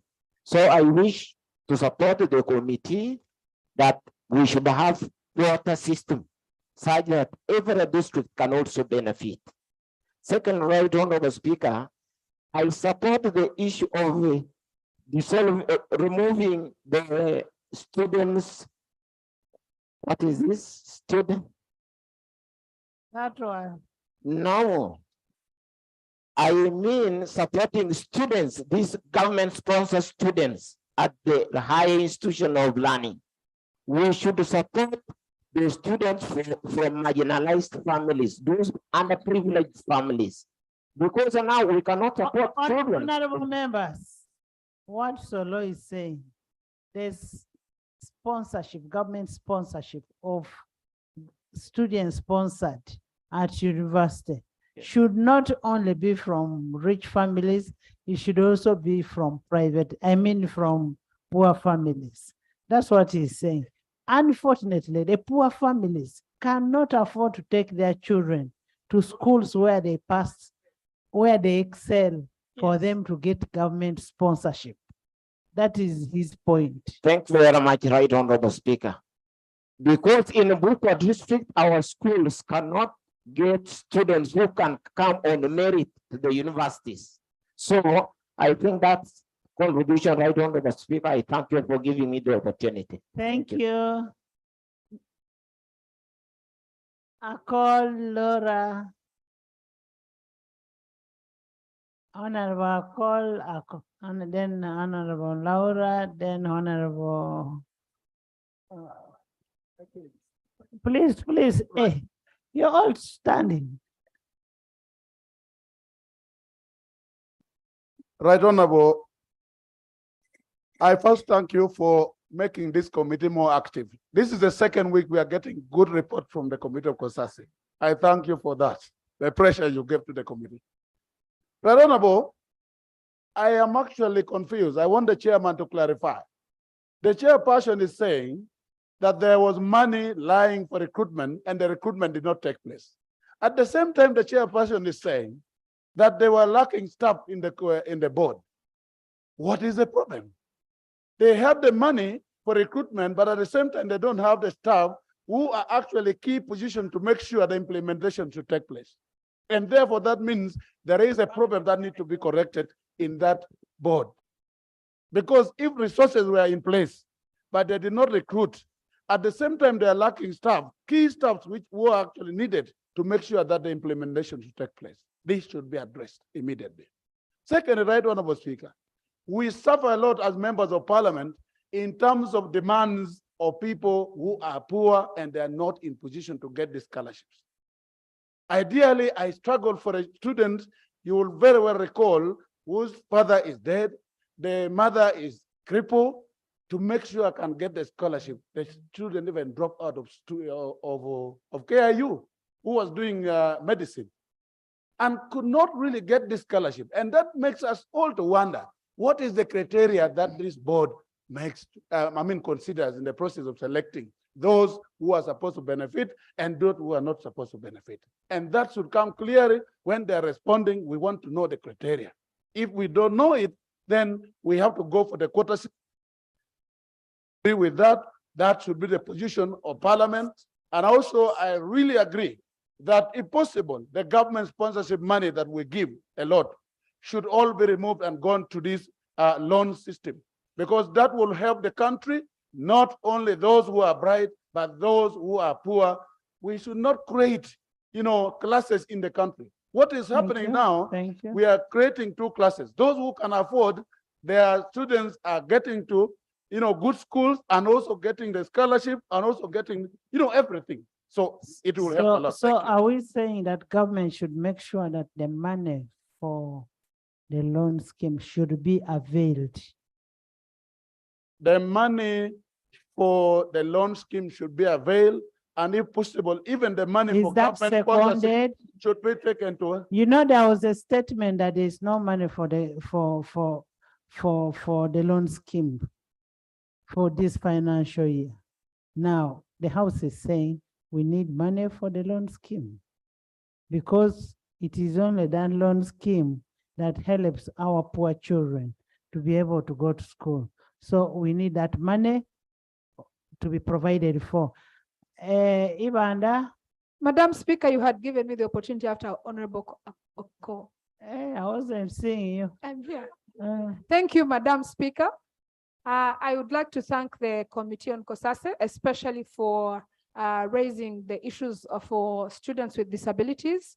And I'd like to add that while Madam Speaker, you said you want the government to pay tuition and other things, I want to say that for students with disabilities, for example, the blind, a braille machine is about 6 million shillings for the blind The student. disabilities are exceptional. Yes, Madam Speaker. The rest, you cannot say that you want Everything.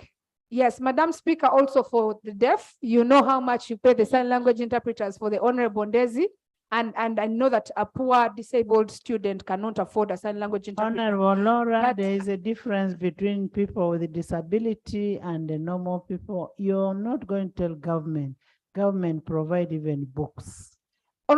Madam Speaker, I'm not talking about books because the information I have as a person who represents people with disabilities is that even the report has mentioned that students have benefited, but they fall out because they can't afford the braille machines for the blind.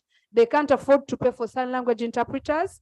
And this is what I am putting across. I'm not talking about books because I think as what the report is saying that they should give a grant to persons with a disability to cover all those other things. Yes, Madam Speaker. Yes. And I want to thank the members with disabilities, Honorable Mpindu Bumali and Achan Joyce, because I know they did a good job to bring that into the report regarding No, you students with should thank disabilities. the whole house because the whole house is in support.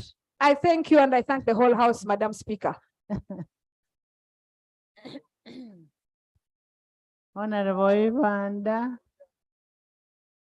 Propua, I am coming this side, starting with the Amero. Thank you so much, the Honorable Speaker, for the opportunity.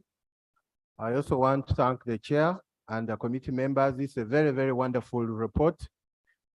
The Honorable Speaker and Honorable colleagues, I don't know if government really attaches a lot of value with issues of education. Especially this was a scheme that was meant to help the poor. And if these people have made their budget and you find out of 32 billion, they are only giving 16 and a shortfall of 15. My question is government really attaching a lot of value? It's not attaching value at all. So the Right Honorable Speaker, I wanted us as Parliament to reign over Minister of Finance. If really there is money that is supposed to be paid by this to these people, why do they pay? It's so disturbing. So I call upon Parliament through the Right Honorable Speaker that if there was money meant to help the poor people, the poor students, these monies should be given. And two, it's on staffing gaps. And in staffing gaps, we find that they lack critical staff, like manager, loans, manager, scholarship. Really, when you lack such a staff in an entity, how do you expect the entity to operate? I think the Minister of Public Service, the Honorable Speaker, should give these people go ahead so that they recruit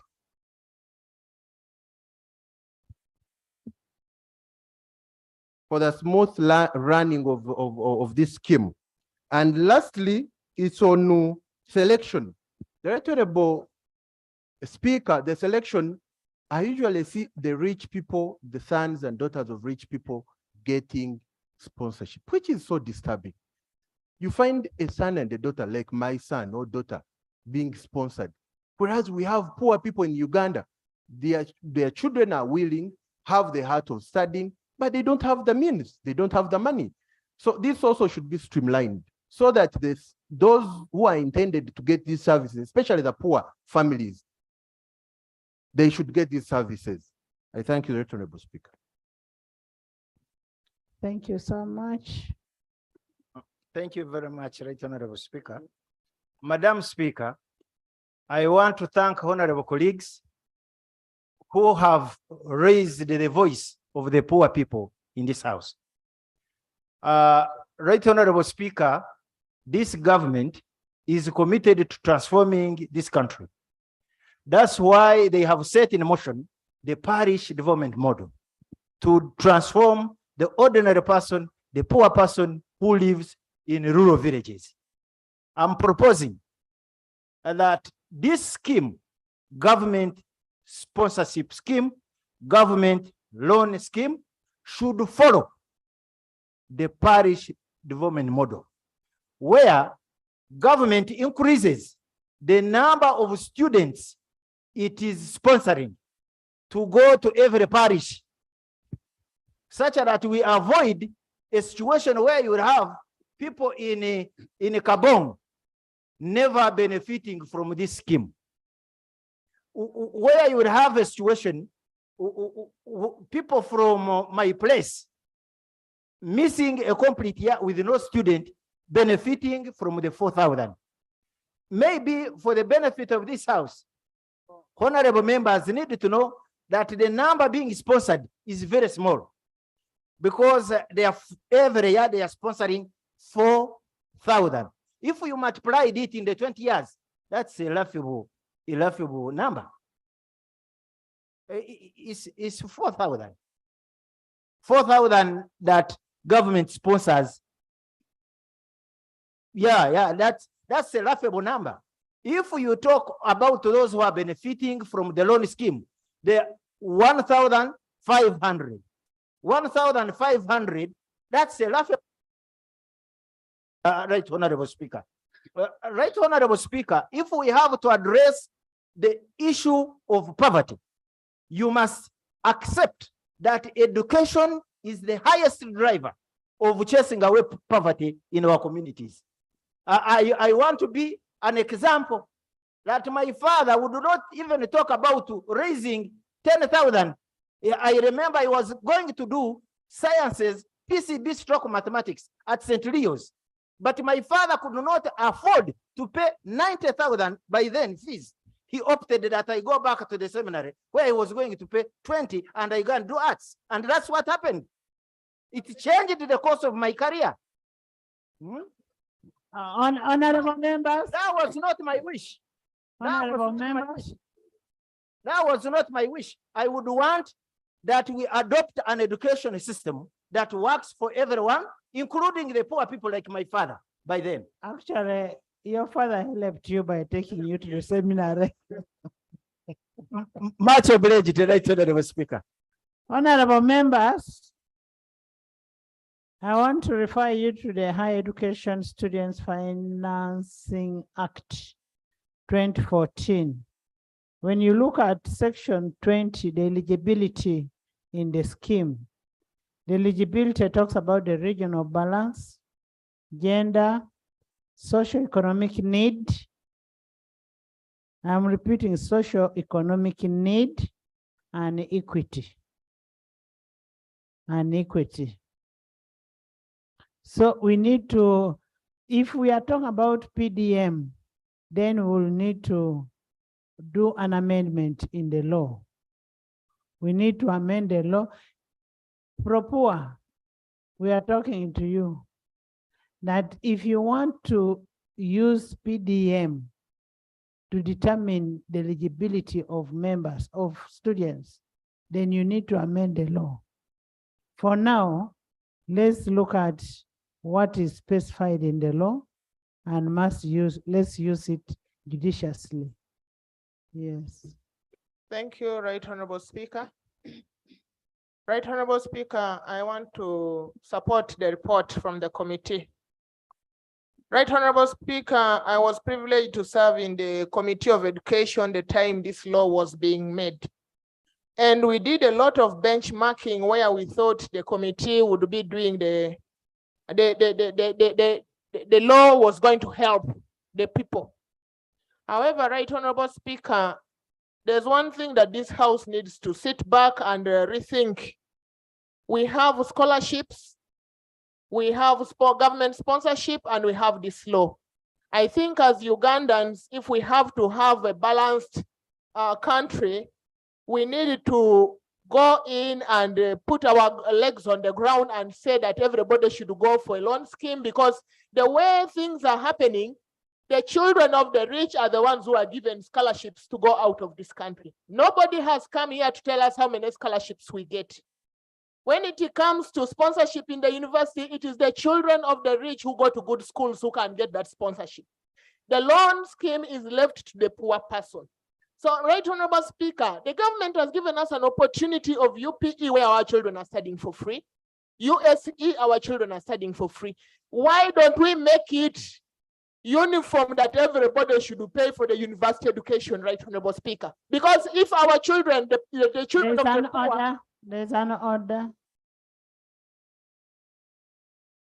Right Honorable Speaker, the Honorable Mero is informing the country that we have free education. Can she give us a list of those schools that give free education in Uganda? And is she in order to lie this country that we have free education? Honorable Namuga, I thought you're a beneficiary of UPE. At least I know you as a beneficiary of UPE.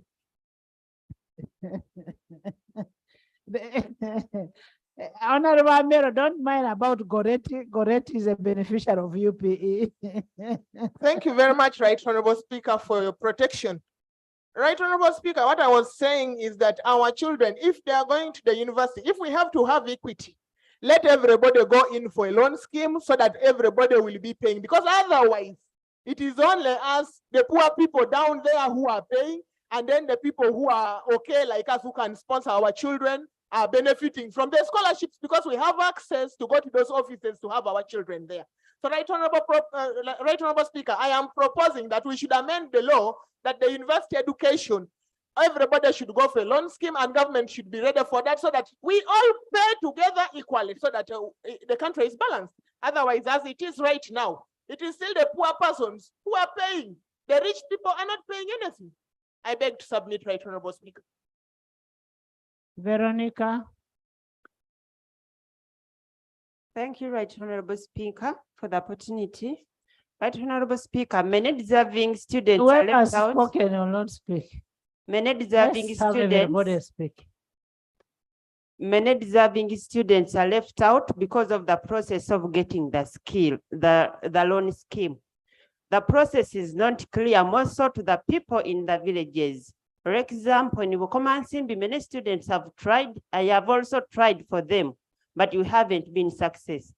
Another thing, Right Honorable Speaker, I'm disturbed by the process whereby only science students are catered for, yet there are many art students that can become important people in this country if they are helped. Thank you, Right Honorable Thank you so much.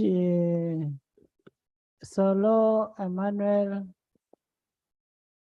I thank you very much, Right Honorable Speaker. I thank the committee for COSASE for the comic report. Actually, it's voluminous. That's what I can say. Thank you very much. Right Honorable Speaker, the government and ministry should create more awareness on how people access this service. For example, in our area, Honorable members, much as Tinka, get out of there. Stop spoiling our army officers. You get out of there, come and sit in front.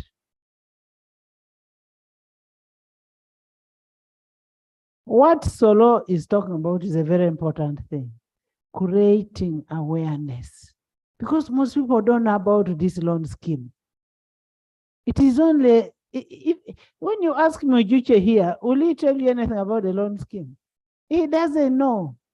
We need to create awareness of the loan scheme. You go ahead. thank you very much, Right Honorable Speaker. due to failure for the beneficiaries to know, many conmen have turned out to be brokers of this. They go in villages, they tell parents, if you need to access this, you need to pay this and this. And at the end of the day, the parents lose their money, but due to the government's weakness of not creating awareness. Thank you very much, Right Honorable Speaker. Honorable members, due to all our weakness, we as leaders, we ought to give out information to the people outside there that is a government program in terms of a loan scheme. And this is how it is supposed to get. You are the voice of the voiceless. You are here to represent people of Bukoman Simbi and give them information on what you get from here. Not all of them will be able to come here. Not all of them are able to watch TVs, listen to radios, but you need them like you to be around to take information. Emmanuel? Thank you, Madam Speaker. We are talking about children of the poor. But you will be surprised that this scheme is equally now benefiting mainly children of the rich, because they are the ones who know how to go online and fill the forms and everything.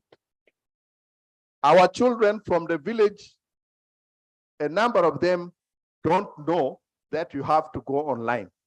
Personally, I have distributed brochures from the board about how people can apply. But again, that brochure, they will read, but for them to go and look for an internet cafe and access and then fill online is not easy. But again, we have also here been talking about equity. Madam Speaker, if we do an analysis for the government sponsorship and other forms of sponsorship that we may not talk about here, because I want to believe that they are there, you will find that it's extremely skewed. We are talking about children of the poor, but we are also talking about regions.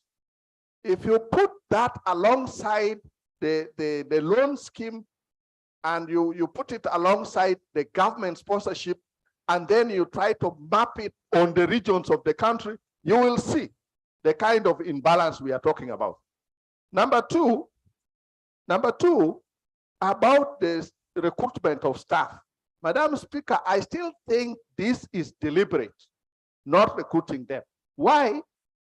It's because quietly, I think somebody is trying. Sorry, just a minute, just a minute, Madam Speaker. Because for me, the fact that they have not been allowed to recruit and yet some money has been put there, for me, I think it is deliberate. It's just that slowly and quietly, without people noticing, some people want to phase out this board. So these are the two issues I wanted to look at. Thank you, Madam Speaker. Milton? Thank you very much, Right Honorable Speaker. Honorable Dakas, did you want to say something before you leave? No, he has just lost somebody on a motorcycle, so he wanted to. Yeah, thank you, Right Honorable Speaker. My name's correct, Esenu Anthony. Esenu. Yes, MP Kapelebiong. Last evening, my worker rammed onto a stationary truck and died on the spot. Just got information that even the second person is also passed on. But having said that, I'll just add that this scheme needs to be worked on seriously. I saw that Kapelebiong, only 7 people have benefited. But I'm sure if you checked the 7 people, you may find that they come from other districts. So I want to confirm and affirm that the committee's recommendation that we should have quota should be put in place, and information. I was asking my colleague that, how do you access these loans? Where is the desk you go? So I agree with you that really we should have information made available for the whole country. Thank you very much. I beg to submit. Thank you. Our condolence, Anthony. Yes. Thank you very much. Right Honourable Speaker. Right Honourable Speaker, yesterday we were in Aleptong district celebrating the World Population Day. But before that, Right Honourable, we interacted with a number of youth. And now we are discussing the causal factors of the high school dropouts. The youth in those meetings did reveal to us that one of the key issues is failure to access loan schemes that are nationally provided for. A number of senior 6 dropouts are there idling without getting access to what we are discussing now. And Right Honourable Speaker, one of the key issues that came out is the lack of transparency by the board in selecting the beneficiaries of this scheme. Right Honourable Speaker, last year, I had 2 candidates from Uganda who did apply. One of them did the BCM and got 16 points and applied for medicine at Kampala International University. After getting the admission, they tried it twice to no avail. These are orphans, but they failed to access the loan scheme.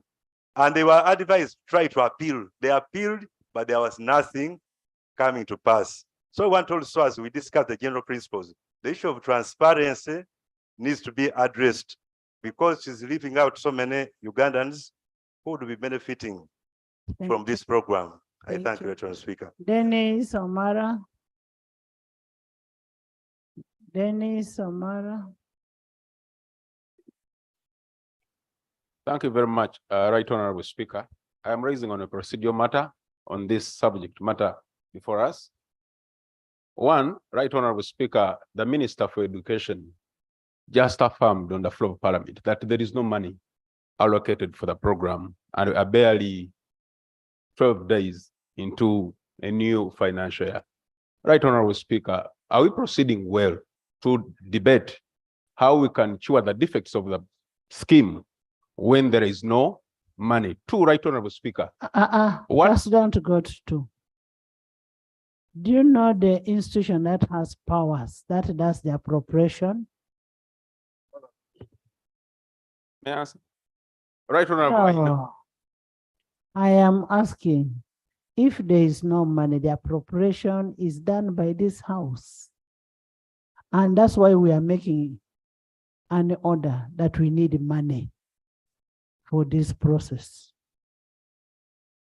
Right Honourable Speaker, what justifies my submission is that the Minister for Finance is not here. That is one. Two, the same minister has said there is no money for. Government is here. The Prime Minister is here.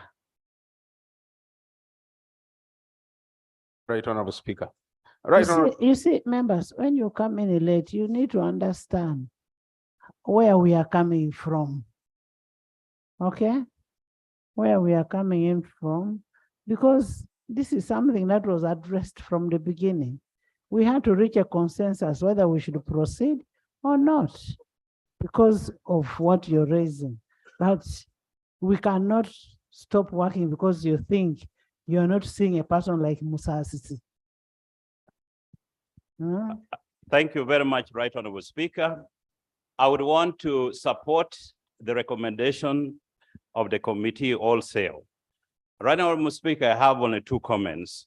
One, the chair of the committee reported to the House that there is no loan recovery policy which has been put in place. Right Honourable Speaker, I noted that the scheme had taken place for 9 years. It is totally inconceivable that after 9 years, we don't have a loan recovery policy. No wonder the institutions now are just holding the certificates of the students who have not yet fulfilled the payments. So can we have that policy put in place? Secondly, Right Honourable Speaker, the inequity about the scheme is also appalling. I have noted that for the last 9 years, the people of Otuke only were able to send 35 students, while Ntungamo sent 488. I am just wondering what criteria, Madam Speaker, has been used. Is it poverty? Is it academic prowess? Is it population? Right, Honorable Speaker, there must be clarity in terms of the criteria of selecting those students. But I think the recommendation which we have adopted, which we are going to adopt, Right, Honorable Speaker, is on the quota system, so that we can determine the fate of those students in Otuke who qualify for higher education. You sent I submit. 35. You sent 35. 35 in 9 years, there are very few. Those are very many. Compared to 488 from Ntungamo and others that are on the list, Right, Honorable Speaker. Honorable members, there are places that did not even send. Can I have Museveni? Thank you, Right Honorable Speaker. Protection, Right Honorable Speaker. The Chief Whip is asking me whether I'm the original Museveni. You give us your point. Right Honorable Speaker, my concern is on the retention of the certificates of the beneficiaries. I'm asking myself, if the certificate is retained, can one get a job? Honorable He doesn't get a job. Ministers, the issue is on retention of the certificates. Can you give an order for these institutions to give the certificates back to the owners, and then they demand their monies from government? Thank you, Right Honorable Speaker. That was my major concern on this issue.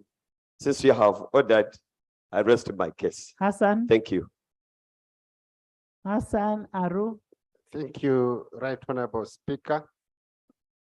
The notion of equity is of paramount importance, especially when it comes to rurality and rural education.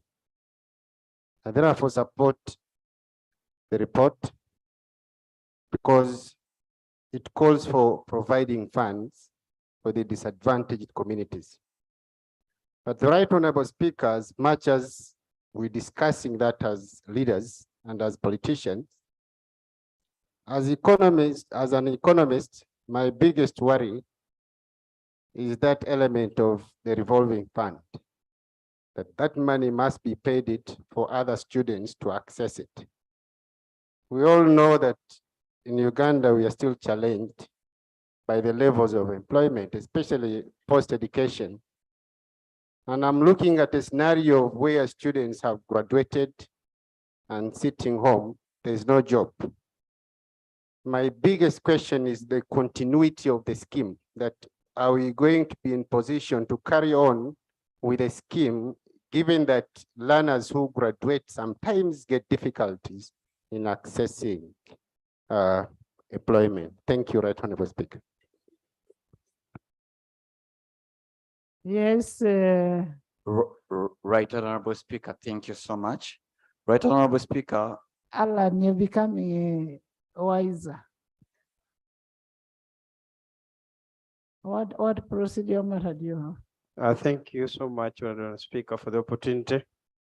Honorable Speaker, for the list which have been given to in the report, it shows that in Nakaseke 2022, is that a procedure? Yes, as in we have only 3 students who benefited, but I'm not so sure whether really these students are there.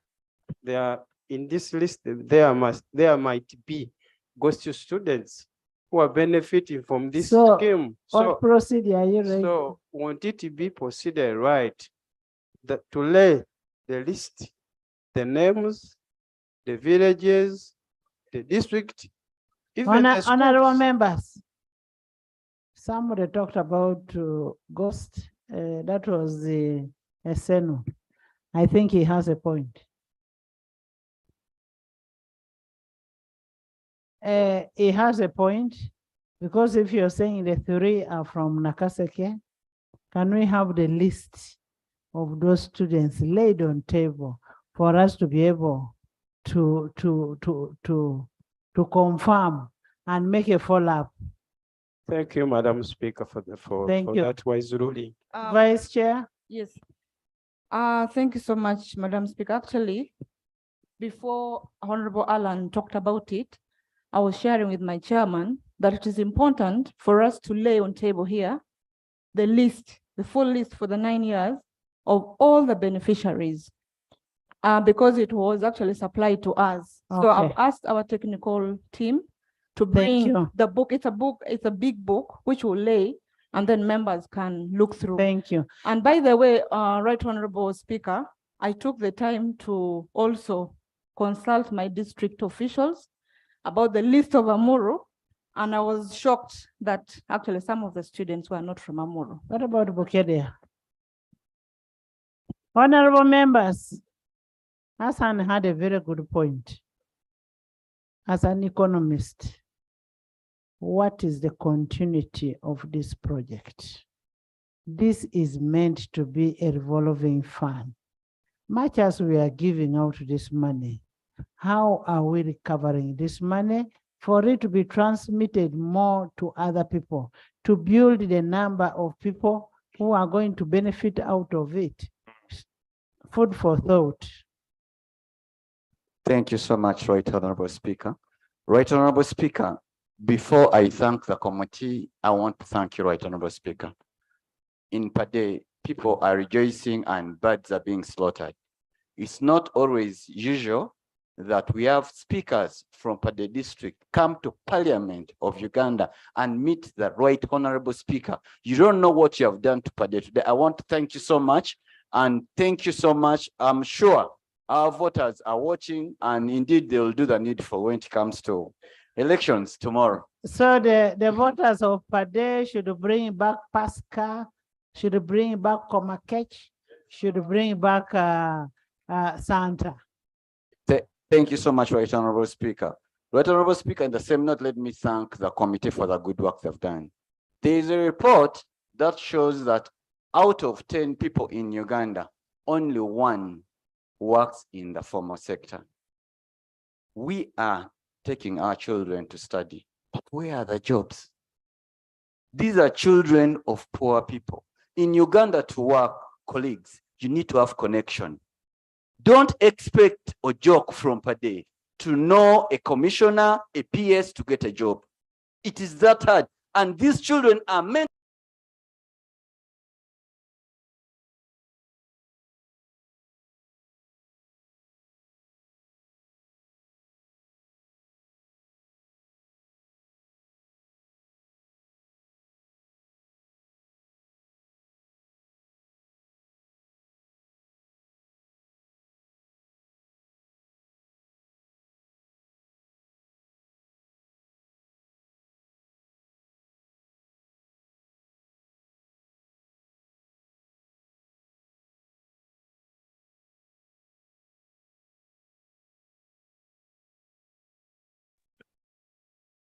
Thank you so much.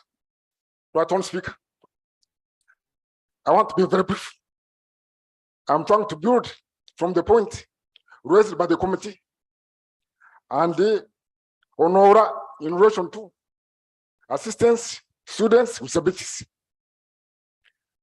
The committee made a very good recommendation in relation to provision or setting up a grant to assist students with disabilities, access personal assistance, and also mobility appliances.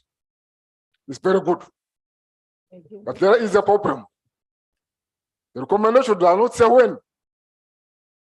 So, right on, Speaker, I propose an amendment to the recommendation of the committee to the effect that this grant be established with effect from next financial year.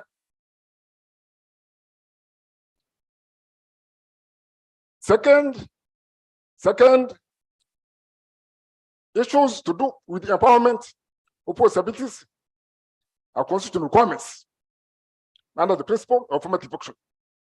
So today, we have noted that our people have not been benefiting, but one set quota. The quota for the number of students with disabilities. According to the last housing and people census, we have 12% of Ughanda's population are disabilities. Therefore, the quota I'm suggesting is a mere 10%.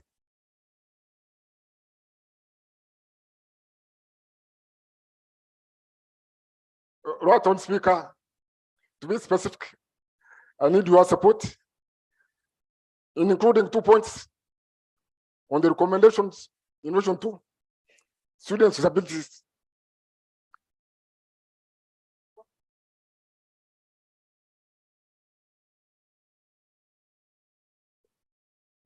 Switch on, Alex. The grant proposed by the committee should take effect from next financial year. Second, one set a quota for beneficiaries with disabilities, and say 10% of students shall be students with disabilities. Thank you. Thank you. Wilson. Thank Tusime. you, Right Honorable Speaker, and I thank the committee for a very good report. Right Honorable Speaker, the bias on sponsoring sciences is in line with our National Development Goals, NDP 3. As we know, there is no society that has sustainably transformed without focus on science, technology, engineering, and innovation. However, having said that, I propose that there be a quota system for that loan scheme, so that District A, if it does not raise sufficient numbers in science, they should not be locked out. If they have arts, they should be taken as well. That is equitable proportion that is envisaged and enshrined in the policy and the act. 2, science students get easily absorbed in the job market. So they pay the money faster. However, Right Honorable Speaker and dear colleagues, this education as a service, strategic as it is, should undergo regular modernization or regular review. It doesn't have to be higher education only. Why don't we extend it to technical and vocational education? Because those get easily absorbed in the labor market. Then they can be able to pay the loan faster. They form the basis for our workforce for the development of this country. I propose, Right Honorable Speaker. Thank you, Madam Speaker. Wilson, I want to interest you in looking at the act. The act does not specify on sciences completely, much as there are orders, there are directives that we must emphasize on sciences. But let's act as per the law in place that you made. It's not being somebody who has done arts that makes me to be a speaker. Yes, to see me. Thank you, Right Honorable Speaker, for the opportunity. Right Honorable Speaker, today we celebrate 3,025 Ugandans who would never have gotten an opportunity to study at university. Right Honorable Speaker, when I was at university in 2004, doing reading social sciences, Makerere University, I was paying 450,000. When I do the mathematics here, it means government has spent about 15 million on each of the 3,025 students. That money would not have been afforded by a person humble from the families that we come from. I want to commend the institution loan scheme board for the work done, and I pray that we give them total support. Right Honorable Speaker and colleagues, government policy is not cast in stone. to date, so many has changed. So many things have changed. We are looking at parish model. We are looking at equitability in the district quota. We are also looking at government scholarships on other schemes. Is this the right time for us to review this scheme so that we cascade it down so that all parishes equitably benefit from it? Is this the right time when we need to support fully the scheme to establish a robust monitoring evaluation unit? If we did, I believe we'd be getting in real time some of the observations we are raising here. It's my humble prayer that we support this scheme, but we also review.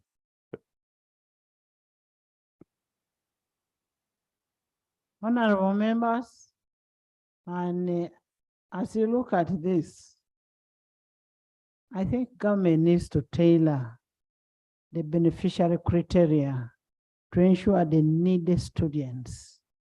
We are talking about needed students, not students of yours and mine who can be able to afford. Let it be a priority area. And this should be followed by establishing what the committee has recommended, the quota system, the district quota system. Once you have that and you have a clear monitoring system, then you can be able to achieve it. Because like once you're doing the monitoring, the aspect of saying the people coming from Nakaseke are not from Nakaseke, they are from Kalangala, will stop, because now you can be able to monitor. So I think that's what we need to do. Yes, not Sarah. Thank you, Right Honourable Speaker, for giving me this opportunity. Right Honourable Speaker, I want to thank the committee for the opportunity. I'm aware that one of the criteria or one of the conditions for a student to apply for this loan scheme is you must have an admission from any of the university in this country. And to me, Right Honourable Speaker, that is one of the area where those students who applied have all the qualifications. Because if you don't have the qualification, you might have not got the admission from the universities.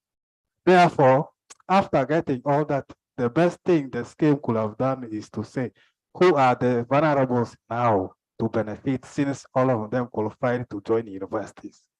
And if we go by that, we shall be able to, Right Honourable Speaker, ascertain those who need support from government. But if we don't go that way, there is going to be a lot of challenges. Where I come from in Adjumani East, not hardly that one or two benefits from these schemes. And we can give money for this scheme. Only what we are saying is, Right Honourable Speaker, we need this criteria to be addressed and money can be given. James, you're saying you need the district to be involved, everybody to be involved in choosing, in identifying the person. Exactly, Right Honourable Speaker. Because my district knows very well that this person comes from this area and this place can benefit once he or she qualifies to attain this. And that is the only thing we can expect. We don't refuse to give money for this scheme. Totally. We agree that money be given, but we need this to be streamlined. Thank you, Right Honourable Speaker. Thank you so much, Catherine. Catherine, Joab. Right Honourable Speaker, I want to thank the committee for the report presented. Madam Speaker, one, I agree to the proposal of a district quota system in selection of the beneficiaries for the student loan scheme. If it can be done that way, it will save us a lot. Right Honourable Speaker, secondly, we've just been discussing on institutions withholding certificates of beneficiaries. Madam Speaker, I have a case of a student who is doing petroleum geoscience at Makerere University. And for 2 years, he has now accumulated over 7 million shillings. He's a beneficiary of loan scheme. And the student is equally very worried whether he would even graduate. You've already made a directive to the Minister of Education to attend to the issue of withholding certificates. I see us heading to the next stage of institutions stopping students not to graduate if the monies are not paid. Madam Speaker, I want to recommend strongly that we need to avail money for this loan scheme to proceed. Right, Honourable Speaker, thirdly, I want to comment on the criteria of selection. Madam Speaker, when you look at the loan scheme selection process, mostly the advert is online, application is done online. This puts students at rural areas at a serious disadvantage. So I want to agree with the proposal that the district should be fully involved in this process, especially at the stage of advertising for the loan scheme, and secondly, at the, if I may, at the stage of application, if the districts can get involved in receiving applications for the students and submitting to this to the loan scheme, to the board of the loan scheme, Madam Speaker. These are areas that I think will be able to sort us out from mess, right, Honorable Speaker. Otherwise, it's very crucial that we provide funds for the loan scheme to continue. I thank you, Madam Speaker. Thank you, Prime Minister. I think we need to provide, as Catherine is saying, provide funds for this, mindful that most of these schools are privately owned. You get an institution like KIU, get an institution like IU, all those ones, those are privately owned.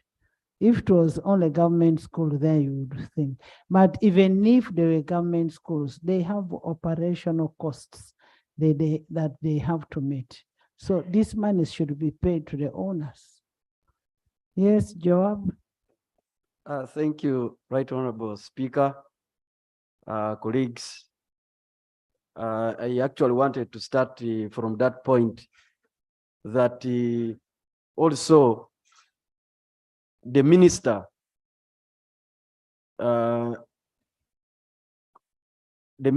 making the institutions to release certificates when they are not paid is also something which is unfair. This non-payment is accumulated. But there is a contractual obligation between the university and the ministry. And the ministry has not met its obligation. Now, they will still meet it, but what matters is the aspect of time. I'm also wondering. And yet we also want these children to get jobs. Yes, but I'm also wondering why this non-payment has been accumulative. Is it true that the ministry has not had money year in, year out? Honorable Mbwa, you can go and make a call out.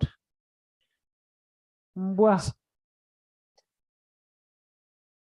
Secondly, Right Honorable Speaker. You want to start backing from here.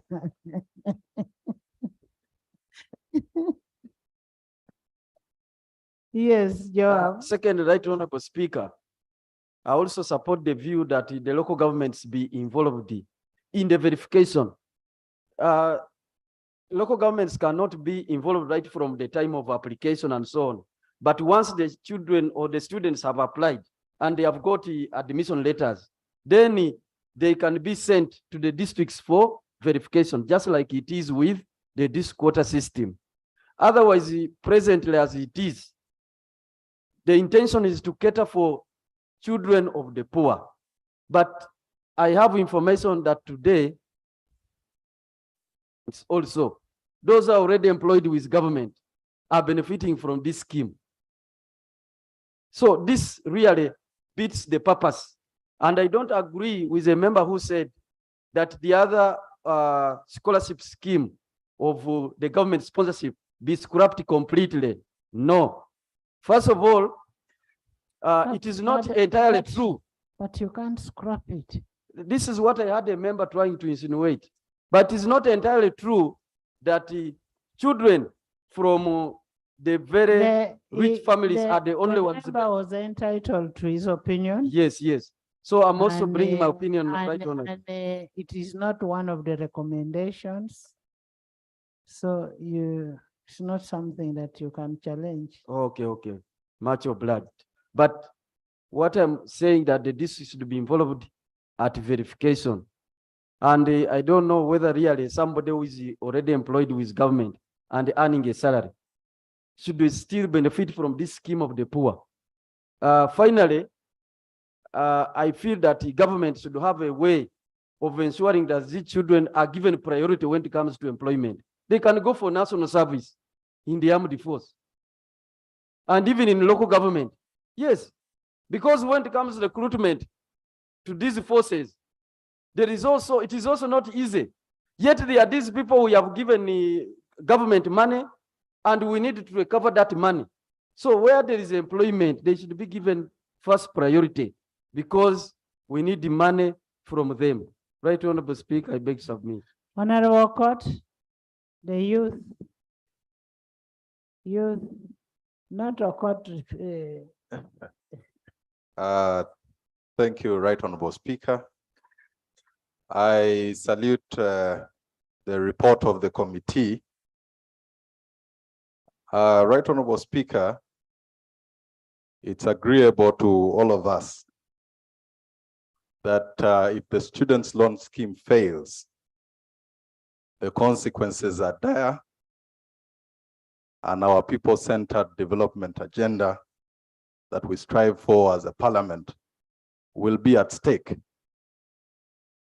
Right Honorable Speaker, our country has come too far in implementing educational programs that support underprivileged children at all levels for us to slide back right now. I just have two quick concerns. One is on equity and awareness. They say information is power, and certainly this should be an integral part of this student loan scheme. But I also support the recommendation of the committee that there should be equitable distribution of these loan schemes through the district quarters. Secondly, Right Honorable Speaker, is on the issue of the continuity of the loan scheme and timely disbursement. Right Honorable Speaker, I raised the matter last year regarding this scheme, that the students that are receiving this support, their support normally goes to the university way too late, and some of them end up missing examinations. And this is a matter that must be addressed. And the continuity of this scheme should be non-negotiable. The continuity of the scheme should be non-negotiable. Finally, Right Honorable Speaker, I want to support the recommendation of the committee calling government to action, that we need to find the necessary resources to resuscitate this particular scheme so that our young people can get the education that will enable us to drive our socio-economic transformation agenda. Thank you, Benjamin. Then Biralo. Thank you, Right Honorable Speaker, for this chance. Right Honorable Speaker, before I go on, I want to comment on the issue of Untungamo district. By 2021, Right Honorable Speaker, the population of Untungamo district was 550,000 people, and the one of Otuke is a mere 120,000 people. So it would be unfair to have the same number of students at the university benefiting from that scheme. Nevertheless, Right Honorable Speaker, just last week we are talking about government policies, the best policies the government developed, but which the government is failing to sustain. We are talking about the issue of interns, failure to pay interns in the medical world. Right now we are talking about the issue of loan scheme, which is a very good policy. Just last week, Right Honorable Speaker, I was talking to one student who missed joining university by a mere 0.5 points to join the medical institution in this country. He hoped that he would maybe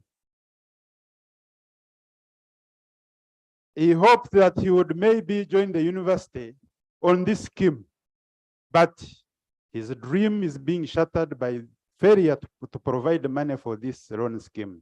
So, Right Honorable Speaker, My recommendation would be that really the House and this government finds money to put into this loan scheme so that this program continues and this good policy continues to be sponsored in this country. Thank you, Right Honorable Speaker. Government should find money to put in the loan scheme and put in for interns. Interns still remain a pain. Biraro. Thank you, Right Honorable Speaker. Right Honorable Speaker, like everybody is saying, I felt touched and cheated when I found Bukweshu was not benefiting from the scheme. Right Honorable Speaker, I put in time and I visited the council and I met with none other than the executive director. I thought at that time he educated me rightly because he told me the selection criteria does not involve any direct human input. He told me it is done by the computer. And if the computer detects anything that from anyone from a wealthy family, it knocks that person out. That's what I was told, Right Honorable Speaker. Now, when I come here and I find I get surprised.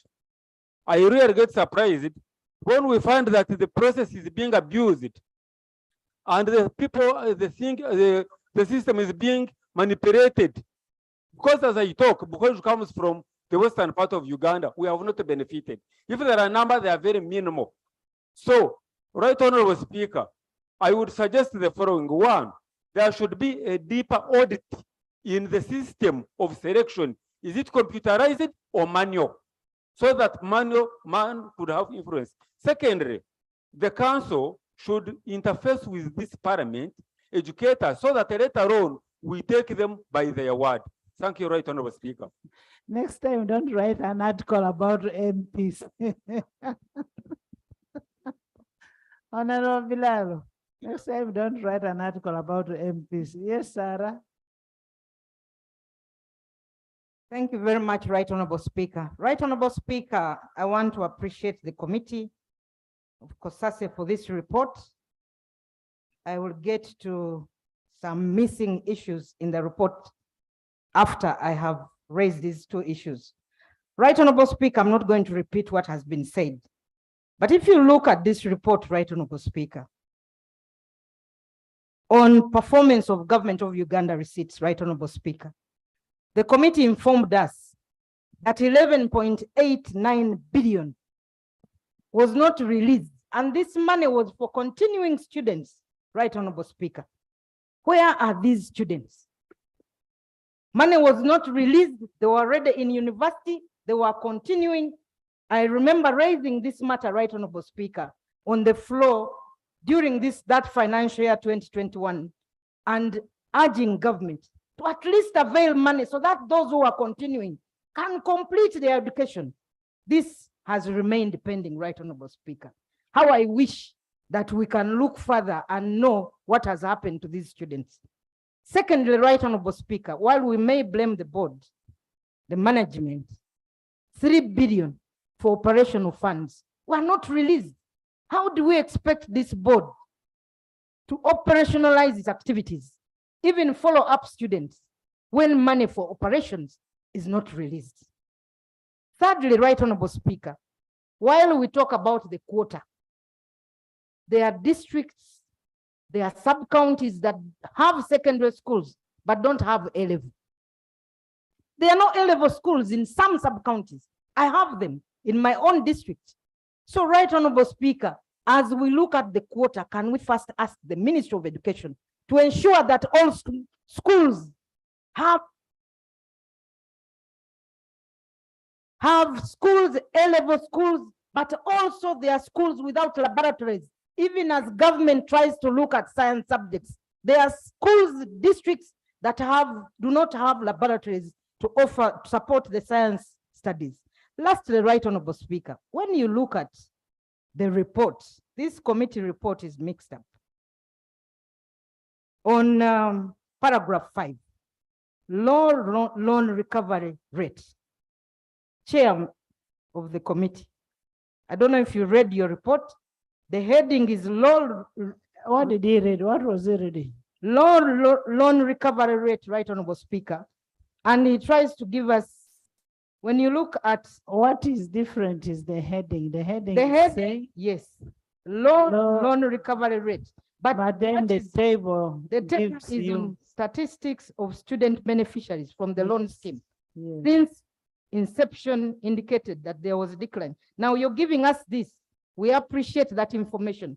But where is the information on the loan recovery, which was on the heading? I request, Chair, that next time, please, critically look at these reports, because this is typed by the clerks, prepared by the clerks. However, I expect you to read this report together with the committee members that signed this report before it comes here. Thank you, Right Honorable Speaker. Okot, Emat. Thank you very much, Right Honorable Speaker.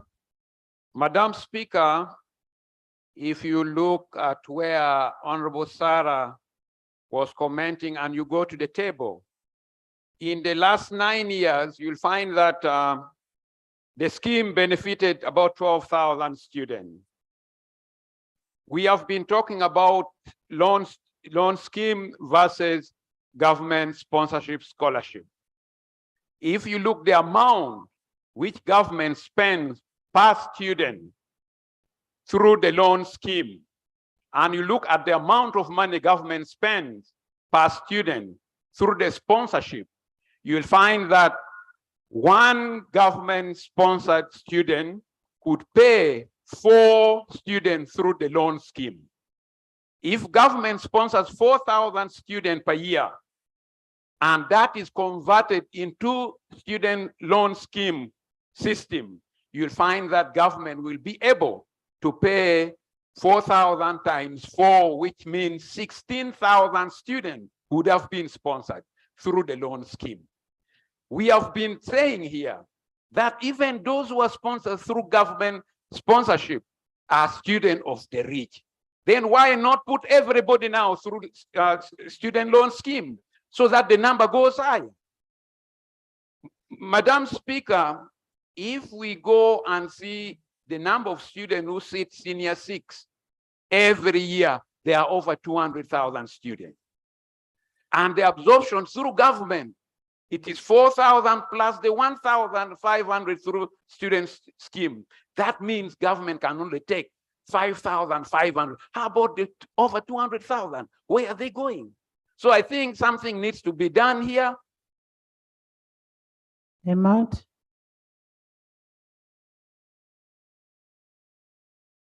Thank you, Right Honorable Speaker. Right Honorable Speaker, I just want to highlight 2 issues which I think is very critical. I don't even know why we are wasting our strengths, our intellectual analysis of this, because I think the committee has done us a favor to expose the problem of this fund. First of all, Speaker, we cannot be talking about continuing with the scheme before we sort out the issue of corporate governance. There is a board, the board which cannot function. There is a board without proper policy. There is a board without proper supervision. There is no loan policy. I mean, all these things. So what is the fund doing? Who is managing the fund? I think this is one of the issues we need to deal with. Secondly, for 9 years, we have seen that this government has spent money on this scheme. Who benefited and who authorized? Because now that means we don't have a legally functional board that can take a decision that it can be accountable for. So the professionalism of the management of finance is not there, it's non-existent. So who are we talking about? Right Honorable Speaker, you are the oversight. This institution is the oversight institution. We need to take action now. And for me, if you were to ask me to give my opinion, is first of all, we have to halt this scheme until we reevaluate how it has been managed. Because really, Right Honorable Speaker, just let me give you, I was looking at this and I thought maybe I'm not reading from a Ugandan record. For 9 years, there is this district called Madio Kolo. Madio Kolo in 9 years got 4 people, Madio Kolo. And then in 9 years, there is a district called Mbarara who got 416. In 9 years, there is another one there, I think who got another 4. This is in West Nile, Obongi.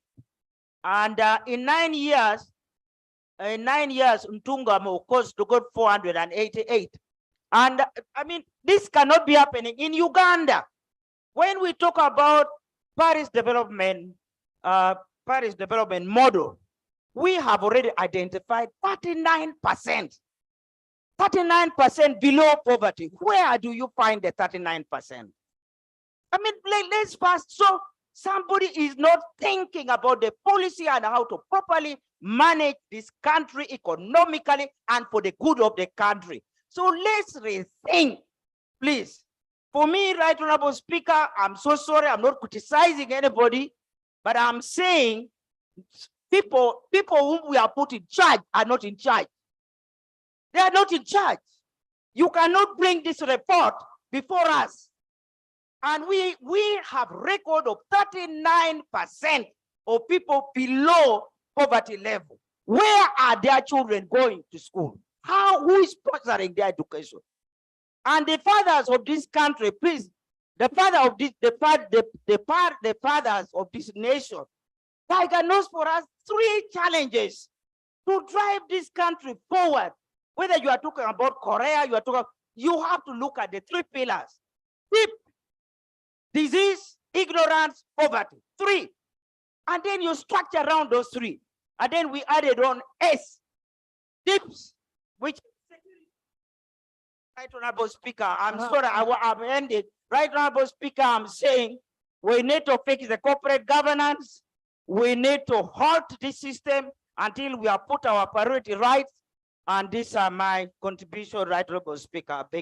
Honorable members, the issue of corporate governance is a very serious issue. We need to ensure that the corporate governance is fully implemented, and then we have a fully functional board, and then of course increasing the staffing. I heard from the report where you say there was no enough staffing and better planning for the fund. Now, Imat is a great-great-grandmother who does not have any challenge of any kid going to school. But there are those other people who have children who must go to school, who need this loan. So canceling this loan is affecting the other people who are benefiting from here. Because for Imad, it's a great-great-great-grandmother. Brenda. Yes. Emotion. Thank you, Right Honorable Speaker, for the opportunity. And also I want to thank the chair of the committee and the committee members for this report. Right Honorable Speaker, a lot has been said and I am in support. But there was on page 9. First of all, what Honorable Cecilia Ogwal said, that we cancel the project. Is that correct? Is that what we want?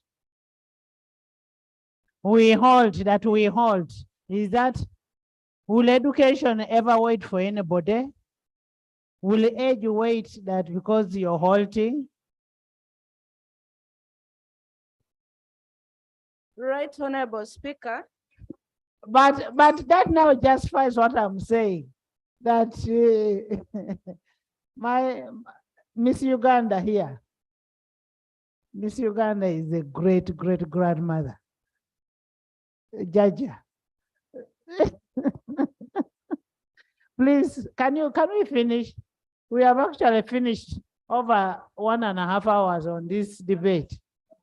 Right Honorable Speaker, in regards to stopping this loan scheme, I don't really think we should do that because we have continuing students, and in the 2023-2024 budget, there's been a provision for the continuing students, 27 billions, although the scheme required 34 point something billions, only 27 billions was allocated, and it was earmarked for the continuing students and the wages and the day-to-day running of the entity.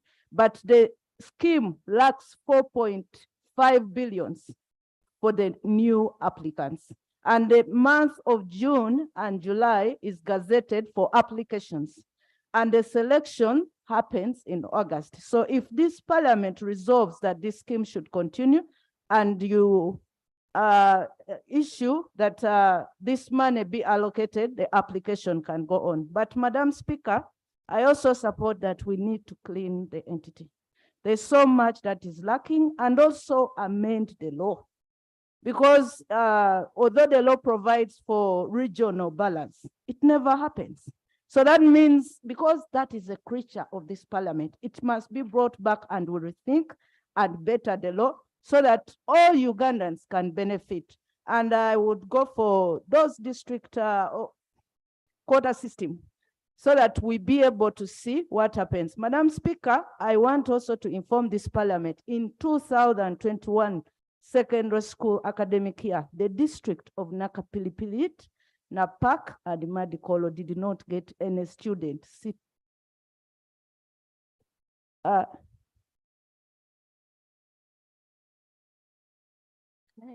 There's a motion, but we've not heard from the minister.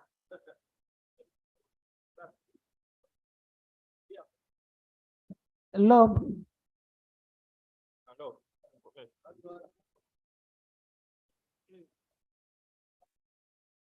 Honorable members, 40 members have debated on this report. Madam Speaker, in the 9th Parliament, the reason why this law was brought by government was because there was a big argument that there were state house-sponsored students who never had the clear criteria how they were picked. Then there was a lot of dropout of students from universities. Then the government brought this law, and they sent a committee of education to Tanzania and Kenya to study and look at how the loan scheme in Kenya and Tanzania was running. And they take keen interest on our members. Madam Speaker, let us go back and read about Kenya's loan scheme, read about Tanzania's loan scheme. It is very, very strong because these funds are returned and they're revolving funds. What is failing here, Madam Speaker, is that government has failed to respect the law that was assented by the president and exercise the law as it is. If you read the Higher Loan Scheme Act properly, everything you have talked about here is there. Actually, we reached an extent as a committee of parliament, Madam Speaker, forcing the body members, the executive, that whenever you're going to recruit, write letters to members of parliament, write to district councillors, everybody to be in know of recruitment of these young people who are going to study. There is no government whatsoever will defend itself where you are paying 70 billion to students from well-to-do families and you are failing to pay 6 billion to cater for students from poor families.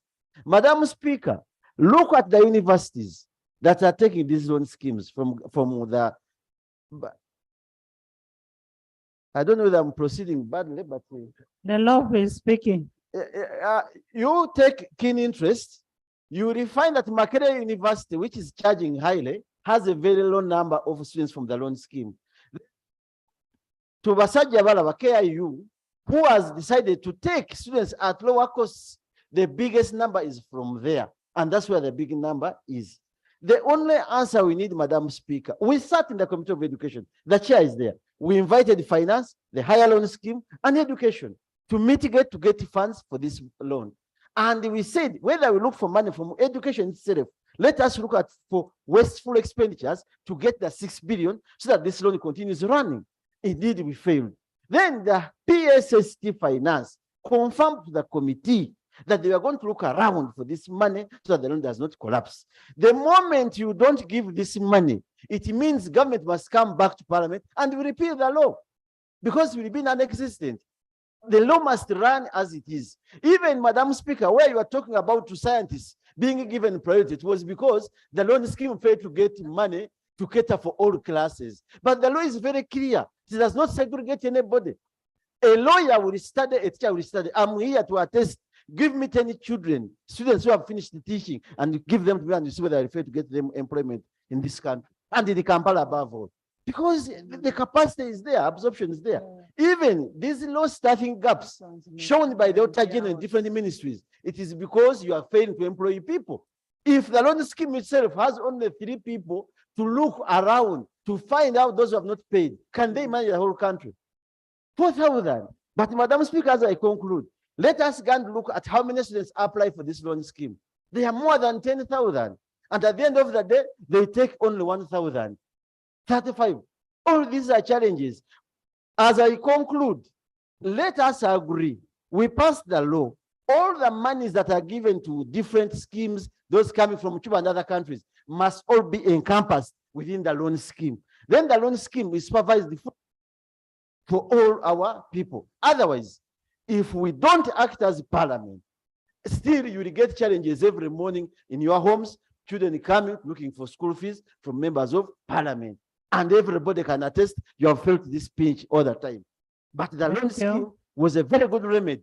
And we ask you, Madam Prime Minister, go back and sit with the government. Look for the 6 billion. We continue and we correct the mistakes, but not by the Honorable Cecilia that you can hold this loan scheme. No, we can correct basing on the law which was put in place. Madam Speaker, I beg to. And as we look for the money, we should also scale up on the recovery. Scale up on the recovery, since this is Madam Speaker, a revolving fund. Madam Speaker, if you direct and you wish so as our boss, you let the loan scheme provide you evidence how they were collecting back these funds since we are paying back. But when they went to COVID and we need to have an audit on the recoveries. Recoveries. It was doing very well. Scheme. Thank you very much, Madam Speaker. Can we have an audit on the recoveries of the loan scheme amount? We also need a thorough audit on that. The 480, the 5, the 3. I've just learned that Bukele has only 3. We need to make analysis and see why. Yeah. So government, we are going to have the list laid. Right, Honorable Speaker. Like I said in the beginning, the names of the students? No. Right, Honorable Speaker. Like I said in the beginning, that we've noted everything that has been raised by the honorable members of parliament. I want to thank the chairperson of the committee for the good report. This is a concern of everybody. Every member of parliament is concerned about the poor students who are not being sponsored. Right, Honorable Speaker, the law cannot be repealed like the law is suggesting. No, the law you are not suggesting. The law did not say we repeal. Oh, okay, fine. It's okay. Law doesn't if you did not suggest, like it's okay. But I heard. A law does not behave like that. A law does not behave like that. I have said the law did not say we repeal the law. Yes. Thank you. Thank you, Right Honorable Speaker. And where it is not cast on stone. Where it necessitates, we shall amend. Yes. Right Honorable Speaker. Government is in charge. And the 6 billion will be provided so that our students continue with this loan scheme and they study, especially those ones whom we are saying that they are coming from poor families. According to our law, Right Honorable Speaker, that your equity has been catered for, gender has been catered for, and regional balance has been catered for. It is there in the law. It is there in the law. So, honorable members, what the minister is saying, the law has provided for regional balance, gender, socio-economic need, and equity. However, if it is not being practiced, implementation is another issue, but provision of the law is provided for. You made a good law. thank you, Right Honorable Speaker, for that guidance. So, Right Honorable Speaker, I'm saying that Minister of Finance will come on Tuesday to make a clarification on the certificates of the students that have completed and they have not yet got their certificates. Minister of Finance, together with Minister of Education, they will be here on Tuesday to respond on that issue. Secondly, after the stipulated time, all the questions will be answered by the Minister of Education. Mr. Kema, let that be a substantial item on And the the issue ministry. of certificates retained at universities. Yeah, and the Minister of Education, they will be here to answer those questions at the time that is given to them. I think it's 6 months by the speaker. I thank you so much, Right Honorable. Honorable members, you've heard from government, and we will want, since children are going back to school, we will want a treasury memoranda on this particular report within 2 weeks. 2 weeks. So can you lay it on table? Thank you, Right Honorable Speaker. Right Honorable Speaker, I want to, for starters, lay the press release, which I talked about, a communication from the board, cancelling all applications for want of funds, because that's what government is meant to act upon, as you have directed, to avail the resources. And Please lay. I am laying When- that. Dated when? And signed by who? It's dated 8th July 2023, and it is signed by Michael Wanyama, the Executive Director of Higher Education Students Financing Board. I beg to lay. Now that you've said we should continue the process, can you direct them to continue with advertising and recruitment?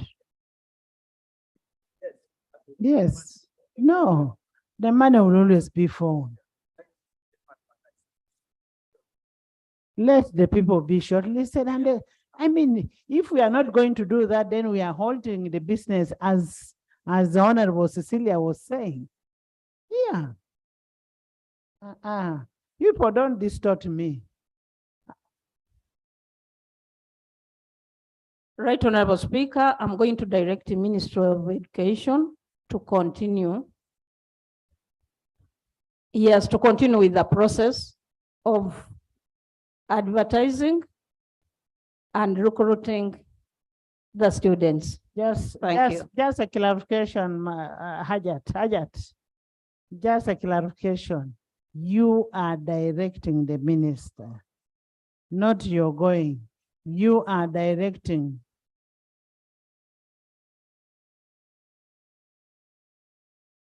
Most obliged, Right Honorable Speaker. So direct. I'm directing the Minister of Education to continue recruiting and advertising for the loan scheme. Thank you, Honorable. Please lay the document on table.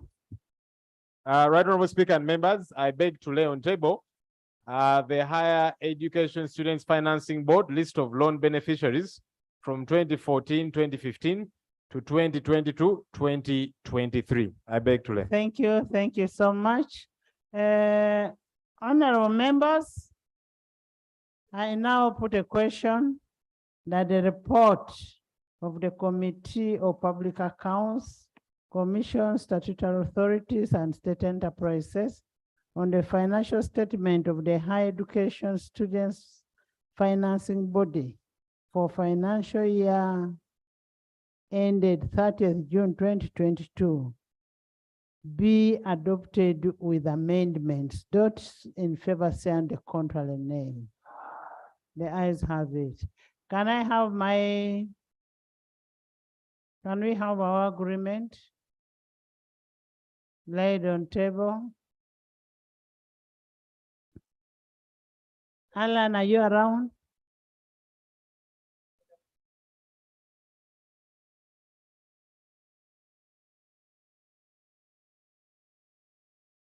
Right, Honorable Speaker. Now I have a power sales agreement for the sale of power at the Uganda, South Sudan border towns of Nimule and Kaya. An agreement which was signed between the Ministry of Energy, Uganda, and the Ministry of Energy, South Sudan. The agreement was signed by our company, Uganda Electricity Transmission Company Limited. And on behalf of South Sudan, the South Sudan Electricity Corporation signed the agreement. And this agreement was signed on 12th July 2023. So, honorable members, I said July 12th, 1-2. This was when it was signed.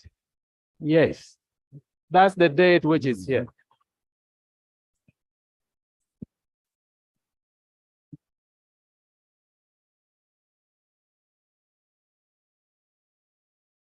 Yes, cross checks. Cross check. Madam Speaker. Honorable members, an agreement, it's a process. You'll find one person assigned today, another no. It has to be taken to, it's a process. Just fault the dates. Let's scrutinize, let's look at the agreement, then let's look at the agreement, and then we'll come out with what we want to find out from what has been signed. Honorable members, I am signing the agreement to the Committee of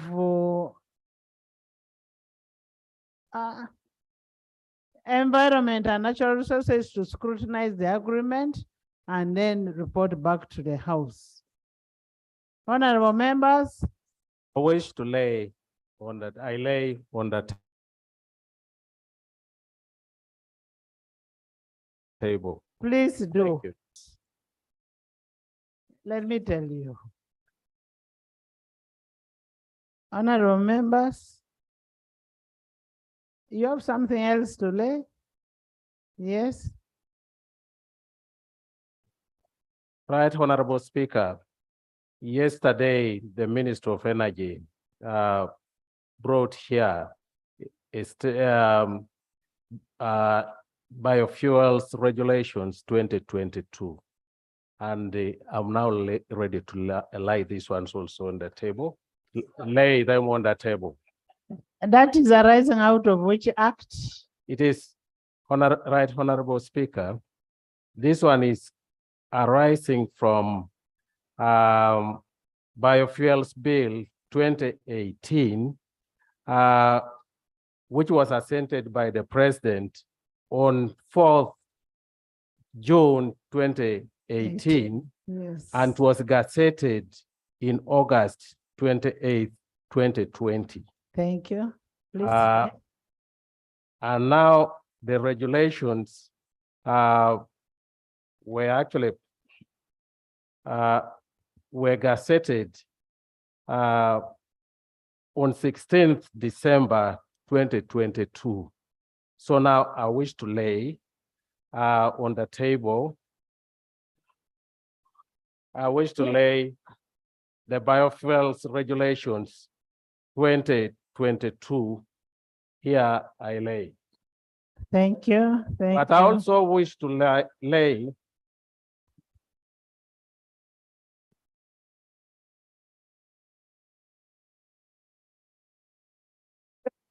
okay, I lay. Honor, To me, laying is honorable lay. members, if the member wants to lie there, it's okay. It's okay. So I'm laying also